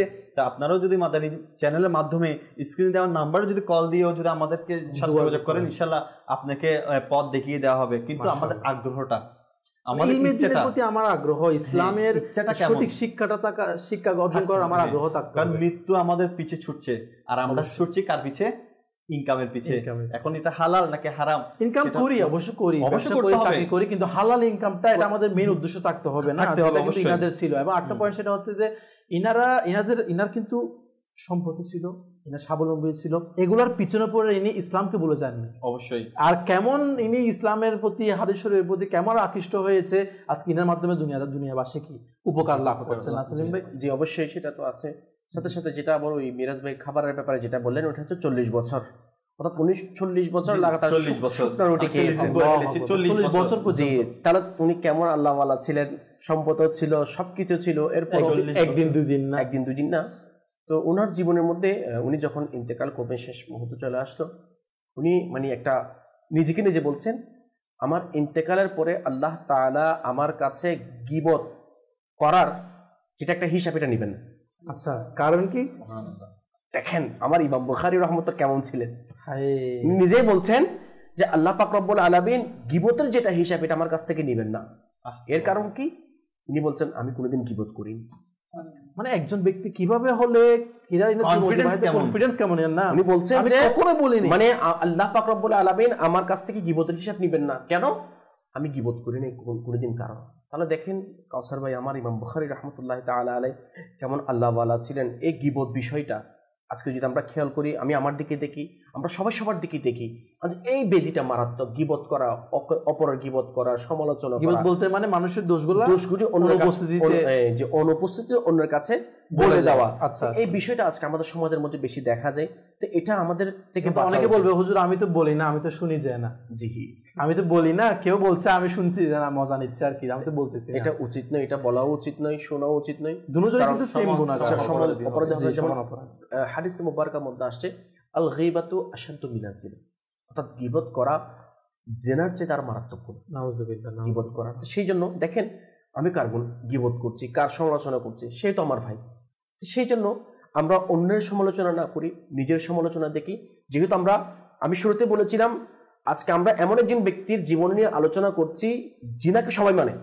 আল্লাহ, আপনি সবাই দেখেন, আমি এটা বলার উদ্দেশ্য হচ্ছে যেমন রাসূল পাক সাল্লাল্লাহু আলাইহি ওয়াসাল্লাম একটা হাদিসে মুবারকা খোলাসা 73 ফেরকা দল হবে, তার মধ্যে একটাই জান্নাতে যাবে, 72টা জাহান্নামে যাবে। তাহলে 72 এরাও কিন্তু মানে, আপনি দেখলে সবাই বুখারী শরীফ রেফারেন্স দেয়, সবাই বুখারী শরীফ বলে, কিন্তু যে এই ইমাম বুখারী রাহমাতুল্লাহি তাআলা আলাইহি এর যেটা আদর্শ আমি ভালোবাসি সেটা দাবি করছি, যে ইমাম বুখারী রাহমাতুল্লাহি তাআলা আলাইহি ইলমে দ্বীন শিকার যেটা স্পৃহা তার অন্তরের মধ্যে ছিল, এই ইলমে দ্বীন শিকার আগ্রহ কতটুকু আমার কাছে আছে।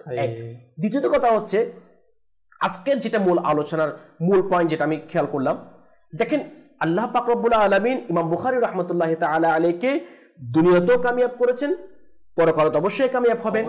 দুনিয়াতে কামিয়াব বলতে কেমন, আমরা যদি খেয়াল করি জ্ঞানের দিক দিয়ে পরিপূর্ণ ছিল, আর্থিকভাবে পরিপূর্ণ ছিল, এবং ব্যবসায়ী ছিল, আল্লাহ ওয়ালাও ছিল, সবকিছু ছিল। কিন্তু এরপরও ওনার যে জীবনের মধ্যে পাওয়া যায়, যেটা কম খাওয়া, কম ঘুমানো, বেশি পরিমাণ আল্লাহ তাআলার ইবাদত করা। আচ্ছা, এখানে আর একটা পয়েন্ট এটাও নেওয়া যায় যে আমার মিরাজ ভাইয়ের সাথে আমি একমত হব, যেটা আমার মিরাজ ভাই বলেছিলেন যে বর্তমান সময়ে আমরা যারা বড় বড় ব্যবসায়ী আছি, দেখেন যারা বড় বড় ব্যবসায়ী তাদের তো বেশি আরো আল্লাহ তাআলার কুদরতে কত বেশি দেওয়া দরকার। আল্লাহ পাক আমাকে নিয়ামত বেশি দিয়েছেন, অবশ্যই রিজিক বেশি দিয়েছেন, সম্পদশালী বানিয়েছেন। আল্লাহ তাআলা আমাকে চাওয়ার পরিবর্তে দেওয়ার মতো ক্ষমতা দিয়েছেন। সুবহানাল্লাহ। তাহলে যারা চাচ্ছেন তারা একটু এটা তো ভালো কাজ না। তা আল্লাহ তাআলা আপনাকে আমাকে দেওয়ার মতো ক্ষমতা দিয়েছেন, সম্পদশালী বানিয়েছেন, তাহলে আপনার আমার কতটুকু আল্লাহ তাআলার ইবাদত বান্দাগি করা দরকার, এখানে একটা পয়েন্ট। দ্বিতীয় পয়েন্ট হচ্ছে আমি যে রিজিক তালাশ করছি ওই রিজিকটা আসলে হালাল হচ্ছে কিনা। কারণ ইমাম বুখারী রাহমাতুল্লাহি তাআলা আলাইহি ওনার আব্বাকে কি করেছেন, ফলো করেছেন, অনুসরণ করেছেন। ইমাম বুখারী রাহমাতুল্লাহি তাআলা আলাইহি যেভাবে ওনার পিতা যে ব্যবসা করার সময় হালাল রিজিক তালাশ করার সময় সতর্কতা অবলম্বন করেছেন, ঠিক তেমনি ভাবে ইমাম বুখারী রাহমাতুল্লাহি তাআলা আলাইহি কি করেছেন, সতর্কতা অবলম্বন করেছেন। সেই জন্য মূল যেটা বিষয় সেটা হচ্ছে আমরা এই ব্যবসার অজুহাত দিয়ে বা চাকরির অজুহাত দিয়ে, ফ্যামিলি মেম্বার জন্য রিজিক তালাশের অজুহাত দিয়ে আমরা ইলমে দ্বীন শিক্ষা সেটা ছেড়ে না দিই। প্লাস ইবাদত বন্দেগী যেটা নামাজ, আল্লাহ তাআলার রিয়াজত যা রয়েছে এগুলি করে আমরা ছেড়ে না দিই। দেখেন ইমাম বুখারী রাহমাতুল্লাহি তাআলা আলাইহি এমন একজন ব্যক্তি যিনি আমাদেরকে সবকিছু করে দেখিয়েছেন। ওনার কাছে সম্পদ ছিল, উনি ইলমে দ্বীন অর্জন করেছেন, আবার শিক্ষাও দিয়েছেন। দেখেন উনি যেটা আমার মিরাজ ভাই বলেছেন, উনি যখন চলে যাচ্ছেন উনার 90,000 শাগির্দ এবং মুহাদ্দিস রেখে গেছেন। আল্লাহু আকবার। আল্লাহ, কয় হাজার? 90,000। তাহলে এদেরকে শিক্ষা দিয়েছেন। এখন তো অনেকে আবার এমন রয়েছে যে না আমি যদি কাউকে একটু শিখাই, সেটা হোক কাজ, সেটা হোক কোনো কিছু ইলমে দ্বীন, সেটা আমার থেকে বড় হয়ে যাবে, সেটা আমার থেকে আরো বেশি শিখে যাবে, সে তখন আমাকে আর মানবে না। আসলে দেখেন যেখানে বলা হচ্ছে তোমার ইলমে দ্বীন অন্যকে শেখাও, আমি হয়তো মরে যাবো কিন্তু তার ইলমে দ্বীন গুলা সবগুলো আমার কবরের মধ্যে যেতে থাকে। দেখেন আল্লাহ যাকে বড় করতে চায় সে শুধু বড় হতে থাকে। অবশ্যই যেমন এই কিতাবের মধ্যে আসছে ইমাম বুখারী রাহমাতুল্লাহি তাআলা আলাইহি মানে হাদিসের ক্ষেত্রে এত প্রসিদ্ধ হয়েছেন, অনেক সময় ওনার উস্তাদরাও কিন্তু ওনার কাছ থেকে কি করেছেন, হাদিস শরীফ যে বর্ণনা করেছেন এবং শিখেছেন, সাথে সাথে ওনার উস্তাদরাও ওনাদের ছাত্রদেরকে বলতো যে ইমাম বুখারী রাহমাতুল্লাহি তাআলার কাছে হাদিস শিখার জন্য। আল্লাহু আকবার। আচ্ছা শুধু এটা না, জি আরেকটা আপনার সাথে আমি এড করি। জি, ইমাম জায়েদ রাহমাতুল্লাহি তাআলা আলাইহি একদিন মক্কা শরীফে গিয়ে মকাম ইব্রাহিমের দিকে ইবাদত করে জি বিশ্রাম নিচ্ছিলেন। জি জি, যখন ঘুম লেগে আসলো তখন ওই আল্লাহ তাআলার দয়া যে অন্তরের চোখ খুলে গেল, হুজুর সাল্লাল্লাহু আলাইহি ওয়াসাল্লামের দিদার দ্বারা সুবহানাল্লাহ। হে জায়েদ, তুমি আর কতদিন শাফির দরস দিবে, আমার কিতাবের দরস দিচ্ছ না কেন? আচ্ছা, ইয়া রাসূলুল্লাহ সাল্লাল্লাহু আলাইহি ওয়াসাল্লাম, আপনার জন্য তো আমাদের জান মান সব কুরবান, আপনার দরস কোনটি? আপনার আবার কিতাব কোনটি? আপনার কিতাব কোনটি? কিতাব থেকে আমি দরস দিব?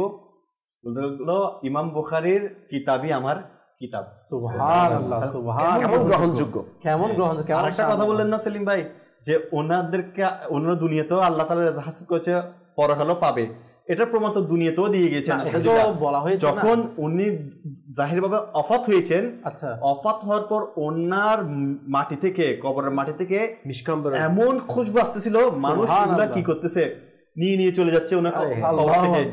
এটা রোধ করার জন্য কাঁটা দিয়ে কি করেছে, কবর বেড়া জালে দিয়েছে, মাজারটাকে কি করেছে, বেড়া জাল করেছেন। তো জনে কাকা আল্লাহর বলি দোয়া করেছেন যেন এই ইয়েটা এরকম কারামতটা যেন কি হয়ে যায়, সুগন্ধি আসাটা যেন বন্ধ হয়ে যায়, কারণ মানুষের আকীদার পরিবর্তন হয়ে যাবে।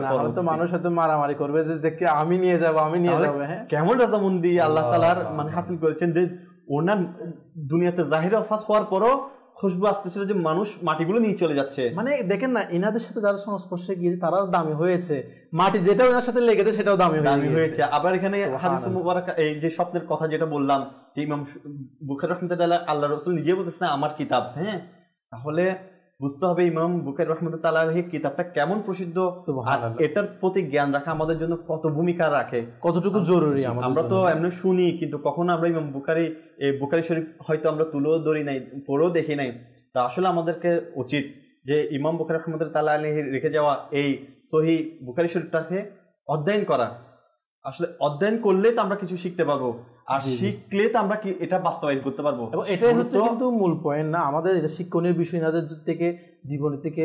যে আপনি যেটা বললেন একটা কথা, যে ইনারা কিভাবে ইলমে দ্বীনের সম্মান করেছে, এবং ইনারা ইলমে দ্বীনের সম্মান করার কারণে ইনারা কোরআন পাকের হুকুম অনুযায়ী পালন করা, কারণ নবীর প্রতি মহব্বত থাকার কারণে, নবীর হাদিস শরীফের প্রতি কেমন মহব্বত থাকার কারণে যখন দুনিয়া থেকে বিদায় নিয়েছে, দুনিয়ার মানুষরা তাদের কিভাবে সম্মান করছে। ইনারা কবরের মাটি নিয়ে একটা কি মানে কারাকারি একটা অবস্থা হয়ে গেছে, যে না এত বরকত মাটি আমি নিয়ে যাব, এই বলছে না আমি নিয়ে যাবো, এই বলছে না আমি নিয়ে যাবো, শেষ পর্যন্ত ভেড়া জালি দিয়ে দিয়েছে। সুবহানাল্লাহ। তো কেমন শান ইনাদের জীবন থেকে না, যে ইনারা কেমন আল্লাহওয়ালা ছিল, ইনাদের জীবনকে ইনারা কীভাবে সাজিয়েছিল, যার কারণে ইনাদের এত মর্তবা। তো আমাদেরও কিন্তু শিক্ষণীয় বিষয় দেখেন, একটা পয়েন্ট এটাও বলবো, যে উনি যাওয়ার আগে এত হাজার হাজার সাগরে তিনি রেখে গিয়েছেন, মানুষকে কেমন করে শিক্ষা দিয়েছে। তো এখন হয়তো অনেকের মনে প্রশ্ন আসতে পারে যে আমি তো হয়তো বা সেরকম ইলমে শিক্ষা দিতে পারবো না, আমি হুজুর কী করবো। আপনার জন্য সুসংবাদ, যে আপনি একটা যেরকম ইলমে দ্বীনের আলোচনা যে ছাত্ররা করছে, অর্জন করছে, তাদেরকে তো আপনি সাহায্য করতে পারবেন, তাদের কাছে আপনি গিয়ে এরকম একটা ব্যবস্থা করে দিতে পারেন। আপনার দাওয়াত ইসলামী সারা পৃথিবীর মধ্যে হাজারো হাজারো মাদ্রাসা করে যাচ্ছে, আপনি চাইলে আপনি নিজের অর্থ দিয়ে হলেও সাহায্য করতে পারেন। যে না খোলা রেখেছে, কেউ যদি নিজের সময় দিয়ে না পারে, অর্থ দিয়ে হলো করার সৌভাগ্য যেন নসিব হয়ে যায়। হ্যাঁ, আমি হয়তো এখন আল্লাহ পাক আমার হয়তো সেই জ্ঞানটা, আমার সময়টা হয়তো বা নেই, সময় তো রয়েছে, কিন্তু এখন হয়তো আমি চাচ্ছি যে না আমি আমার অর্থ দিয়ে সাহায্য করব। আপনি অবশ্যই খোলা রয়েছে, দাওয়াত ইসলামেরও এরকম একটা ডিপার্টমেন্ট রয়েছে, মাদ্রাসাতুল মদিনা, জামিয়াতুল মদিনা, যেখানে এরকম ইলমে দ্বীনের আলোচনা, হাদিস শরীফ শেখার সৌভাগ্য হয়েছে। আপনি মরে গিয়েছেন, ইন্তেকাল দুনিয়া থেকে বিদায় নিয়েছেন, কিন্তু আপনার টাকা অর্থ যে মাদ্রাসায় যে ইলমে দ্বীনের শিক্ষার্থীর ছেলেরা এর কাজে ব্যবহার করা হয়েছে, তাহলে সেই যতদিন প্রতি ইলমে দ্বীন আলোচনা করবে, পড়তে থাকবে, ওই মসজিদ ওই মাদ্রাসার মধ্যে যতদিন আলোচনা হতে থাকবে, তার সব আপনার কবরের মধ্যে পৌঁছতে থাকবে। মসজিদের দান করার আলাদা ফজিলত, সুবহানাল্লাহ। তো আল্লাহ পাক আমাদেরকে সেই সৌভাগ্য নসিব করুন। এখানে আমি একটা কথা বলি, অবশ্যই আপনি বলছেন যে এই দান সৎকার ব্যাপারে, অবশ্যই ইমাম বুখারী রাহমাতুল্লাহ তাআলা আলাইহি মুসাফিরদের জন্য ঘর তৈরি করতেছিলেন। আচ্ছা, তো অনেক বক্তবৃন্দ সার্গিতরাও কি ছিল, ইমাম বুখারী রাহমাতুল্লাহ সাথে ছিল। তো ইমাম বুখারী এতগুলো মহব্বতকারী এবং বক্তবৃন্দ থাকার পরও তিনি নিজের হাতে ইট তুলে তুলে লাগাচ্ছেন। একজন সার্গিত বললো আপনি ছেড়ে দিন, ইটগুলো আমরাই লাগাবো, আপনার অনুসারে আপনার মহব্বত আমরাই লাগাবো, আপনি কেন করছেন, আমরা এতজন থাকতে। উনি বলতেছে যে এটা আমাকে আখিরাতে উপকৃত করবে। সুবহানাল্লাহ। দেখেন তিনি কোনো কিছুই ছাড়েন নাই, একটা ইটও লাগাচ্ছেন। তাহলে আমরা যদি সৎকায়ে জারিয়া করতে চাই নিজেকে, আমরা যদি একটা মাদ্রাসা একটা মসজিদে ইটও লাগানোর জন্য ব্যবস্থা করে দিই, যদিও নিজে আসে লাগাতে পারছি না, অর্থাৎ দিয়ে যদি আমরা লাগানোর জন্য করি, তাহলে এটাও তো আমাকে আখিরাতে উপকৃত করবে। সুবহানাল্লাহ। তাহলে ইমাম বুখারী রাহমাতুল্লাহ জীবন থেকে সব শিক্ষা আমরা নিতে পারি চাইলে। আল্লাহু আকবার, মাশাআল্লাহ, খুব সুন্দর বিষয় বলেছেন মিরাজ ভাই। আমাদের উচিত যে অর্থ দিয়ে হোক, শ্রম দিয়ে হোক, এরকম ইলমে দ্বীনের আলোচনা, ইলমে দ্বীন চর্চা যেখানে হয় সেখানে যেন আমরাও শরীক হই। স্ক্রিনে মাশাআল্লাহ আপনার নাম্বার দিতে পারছেন, আপনার সাথে যোগাযোগ করতে পারেন। তো আল্লাহ তাআলা আমাদেরকে কবুল করুক। কিছু দর্শক মাশাআল্লাহ ফেসবুক লাইভের মধ্যে অনেক দর্শক আমাদের সাথে রয়েছে। মাদানী চ্যানেল বাংলা লাইভ আমাদের পেজ এটি, এবং ইউটিউব চ্যানেলও এই নামেই রয়েছে আমাদের, এটিও সাবস্ক্রাইব করবেন। এমনকি লাইভের মধ্যে অনেক দর্শক রয়েছে, তাদের কিছু কমেন্ট অ্যাড করব। যেমনটা মাশাআল্লাহ এক দর্শক, হুজুর দয়া করে কারণটি শুনিয়ে দিবেন, প্রিয় নবীর অতি প্রিয় যিনি যে শাহনমান আলা হযরত, এটা তো মাশাআল্লাহ শোনানো হয়েছে, সুবহানাল্লাহ। এভাবে মোহাম্মদ উসমান ভাই আমাদের সাথে রয়েছে, মাশাআল্লাহ কমেন্ট করেছেন। তিনি লিখেছেন আমি কক্সেস বাজার মহেশখালী মাতার বাড়ি থেকে দেখছি, মাশাআল্লাহ, আল্লাহ কবুল করুক। এভাবে মোহাম্মদ সবুজ ভাই আমাদের সাথে রয়েছেন, নাইমুল হায়দার ভাই মাশাআল্লাহ আমাদের সাথে রয়েছেন, দেখতে পাচ্ছেন আমাদেরকে। এভাবে অনেক দর্শক আমাদেরকে কমেন্ট করছেন, SMS করছেন, কিছু SMS অ্যাড করব। যেমনটা এক দর্শক SMS করছেন আমাদেরকে ফটিকছড়ি থেকে, তিনি SMS করছেন সালাম নেবেন, ওয়ালাইকুম আসসালাম ওয়া রাহমাতুল্লাহি ওয়া বারাকাতুহু। মাশাআল্লাহ সকলে মিলে আপনাদের অনুষ্ঠানটি দেখছি, ইমাম বুখারী রাহমাতুল্লাহি তাআলা আলাইহি ইনার আলোচনা শুনছি, মাশাআল্লাহ, আল্লাহ কবুল করুক। প্রিয় দর্শক, আমরা যেতে প্রায় শেষ পর্যায়ে চলে এসেছি এবং আলোচনায় করছিলাম ইমাম বুখারী রাহমাতুল্লাহি তাআলা আলাইহি। সেলিম ভাইয়ের কাছে যাব, আর হয়তো 4-5 মিনিট আমাদের সময় রয়েছে। সেলিম ভাই শেষ পর্যায়ে কি বলবেন? শেষ পর্যায়ে ইমাম বুখারী রাহমাতুল্লাহি তাআলা আলাইহি রাসূল পাক সাল্লাল্লাহু আলাইহি ওয়াসাল্লামের দরবারে কেমন মকবুল ছিলেন, আচ্ছা, এটা শেষ মুহূর্তে ইনি প্রমাণ দিয়েছেন। সুবহানাল্লাহ। কি রকম? একজন আল্লাহর ওলি রাসূল পাক সাল্লাল্লাহু আলাইহি ওয়াসাল্লামকে স্বপ্ন যুগে দেখতে পেলেন যে তিনি সাহাবায়ে কেরাম আলাইহিম রিদওয়ানদেরকে নিয়ে দাঁড়িয়ে আছেন। আচ্ছা, তখন ওই আল্লাহর ওলি রাসূল পাক সাল্লাল্লাহু আলাইহি ওয়াসাল্লামের কাছে প্রশ্ন করলেন, ইয়া রাসূলুল্লাহ সাল্লাল্লাহু আলাইহি ওয়াসাল্লাম, আপনি কার জন্য দাঁড়িয়ে আছেন, অপেক্ষা কার জন্য করছেন? আল্লাহ। তখন রাসূল পাক সাল্লাল্লাহু আলাইহি ওয়াসাল্লাম উত্তর দিলেন যে আমি মুহাম্মদ ইবনে ইসমাইল বুখারী রাহমাতুল্লাহি তাআলা আলাইহি এর জন্য অপেক্ষা করছি। যেই আল্লাহর ওলি স্বপ্ন দেখলেন, তখন তিনি অনুসন্ধান করে দেখলেন যেদিনই তিনি স্বপ্নে দেখেছেন ওই দিনই ইমাম বুখারী রাহমাতুল্লাহি তাআলা আলাইহি ইন্তেকাল করেছেন। আল্লাহ। দেখেন, যার ইন্তেকালের পরে অর্থাৎ রাসূল পাক সাল্লাল্লাহু আলাইহি ওয়াসাল্লাম অপেক্ষা করছেন কি করার জন্য? সাক্ষাৎ করার জন্য। তাহলে ইমাম বুখারী রাহমাতুল্লাহি তাআলা আলাইহি কেমন আল্লাহ ওয়ালা ছিলেন এবং রাসূল পাক সাল্লাল্লাহু আলাইহি ওয়াসাল্লামের আশিক ছিলেন, এটা একটা কথা। এবং উনি একটা বাণী, এমন একটা বাণী আমাদেরকে দিয়ে গেছেন, আমরা একটু শ্রবণ করে, আর যেহেতু সময় সংক্ষিপ্ত আরবি এবার একটা পড়বো না, আমি বাংলাটা অনুবাদ করে দিচ্ছি। এখানে লেখা আছে, উনি ইমাম বুখারী রাহমাতুল্লাহি তাআলা আলাইহি উপদেশ বাণী দিচ্ছেন, অবসর সময় রুকু ও সিজদাকে অর্থাৎ নফল নামাজকে গনিমত মনে করো। আল্লাহ। এটা ইমাম বুখারী রাহমাতুল্লাহি তাআলা আলাইহি উপদেশ দিচ্ছেন। অতি শীঘ্রই তোমার মৃত্যু এসে যাবে। আল্লাহ। আমি এমন অনেক সুস্থ সবল লোক দেখেছি যাদের কোনো রোগ ছিল না এবং হঠাৎ তাদের রোগ উঠে গেছে। তাহলে ইমাম বুখারী রাহমাতুল্লাহি তাআলা আলাইহি শেষ মুহূর্তে আমাদেরকে এটাই পয়গাম দিচ্ছেন, এটাই উপদেশ দিচ্ছেন, আমরা এই ক্ষণস্থায়ী দুনিয়ার মধ্যে দুনিয়ার ফাঁদে না পড়ে আমাদের দুনিয়া এবং আখিরাতকে বরবাদ করে না দিই। আমরা যেন যাওয়ার সময় যেভাবে ইমাম বুখারী রাহমাতুল্লাহি তাআলা আলাইহি পরিচয় দিয়েছেন, উনি আশিক রাসূল হয়ে দুনিয়াতে গিয়েছেন, আমরাও যেন দুনিয়া থেকে রাসূলের গোলাম হিসেবে, আল্লাহ তাআলার নেক বান্দা হিসেবে এবং ঈমানের দৌলত নিয়ে, ইশক রাসূলের দৌলত নিয়ে যেন দুনিয়া থেকে যেতে পারি, সেই নিয়ামত পাওয়ার জন্য চেষ্টা আমাদের করতে হবে। অবশ্যই এটা হচ্ছে শিক্ষা বুখারী রাহমাতুল্লাহি তাআলা আলাইহি এর জীবনের মধ্যে আমরা পাই। এবং সাথে সাথে ইমাম বুখারী রাহমাতুল্লাহি তাআলা আলাইহি এর জীবনের মধ্যে আমরা এটাও পাই, উনি পরিপূর্ণভাবে শরীয়তের উপর আমল করেছেন, শরীয়তের বাইরে একটা পাও দেন নাই। তো সেই জন্য আমরা চেষ্টা করি ইমাম বুখারী রাহমাতুল্লাহি তাআলা আলাইহি এর জীবনকে অনুসরণ করার জন্য, অনুকরণ করার জন্য যদি আমরা করতে পারি, তাহলে ইনশাআল্লাহ আজ্জা ওয়া জাল আমাদের দুনিয়াও সুন্দর হবে, পরকালও সুন্দর হবে ইনশাআল্লাহ। ইনশাআল্লাহ। এবং এটাও বলে রাখি যে দেখেন ইমাম বুখারী রাহমাতুল্লাহি তাআলা ইনার জীবনে কেমন, ইনার জীবনের মধ্যে ইনাতে কেমন নবীর হাদিস শরীফ, নবীর সুন্নতগুলোর প্রতি মহব্বত ছিল, কেমন ইশক ছিল, কেমন অন্তরের মধ্যে মহব্বত থাকলে দেশ থেকে দেশ সফর করে 1070-80 জন মতো যে উস্তাদ থেকে শিক্ষা অর্জন করার জন্য কেমন একটা মন মানসিকতার প্রয়োজন না, তাদের শিক্ষা অর্জনের লেভেলটা কতটুকু ছিল। তো আজকে আমরা সেই জায়গার মধ্যে আমাদের কীরকম অবস্থা না, এনার থেকে লক্ষ লক্ষ আমার নবীর বাণী, হাদিস শরীফ, সুন্নত এগুলো জানা ছিল, অর্জন করেছে। আর আজকে আমার কি সামান্য শত হাজারো শিকার কি উৎসাহ আসে না, চেষ্টা কি আসে না? এটা আমার তো অবশ্যই মন মানসিকতা হওয়া উচিত। আজকে ইমাম বুখারী রাহমাতুল্লাহি তাআলা আলাইহি ইনার জীবন থেকে মূল পয়েন্ট যদি আমরা বলি, সেটা হচ্ছে আমার নবীর প্রতি ইনার মহব্বত ছিল, ইলমে দিন শেখার, হাদিস শরীফের ব্যাপারে, সুন্নতের ব্যাপারে। তো আমরাও আমার প্রিয় আকা সাল্লাল্লাহু আলাইহি ওয়াসাল্লামের সুন্নতকে আপন করে নিই, যে জীবনকে সুন্নতের রঙে রঙিন করে নিই। আল্লাহ পাক আমাদেরকে সেই তৌফিক দান করুক। নিজেও এরকম মাদানী চ্যানেল বাংলা দেখি, অপরকেও দেখার দাওয়াত প্রদান করি।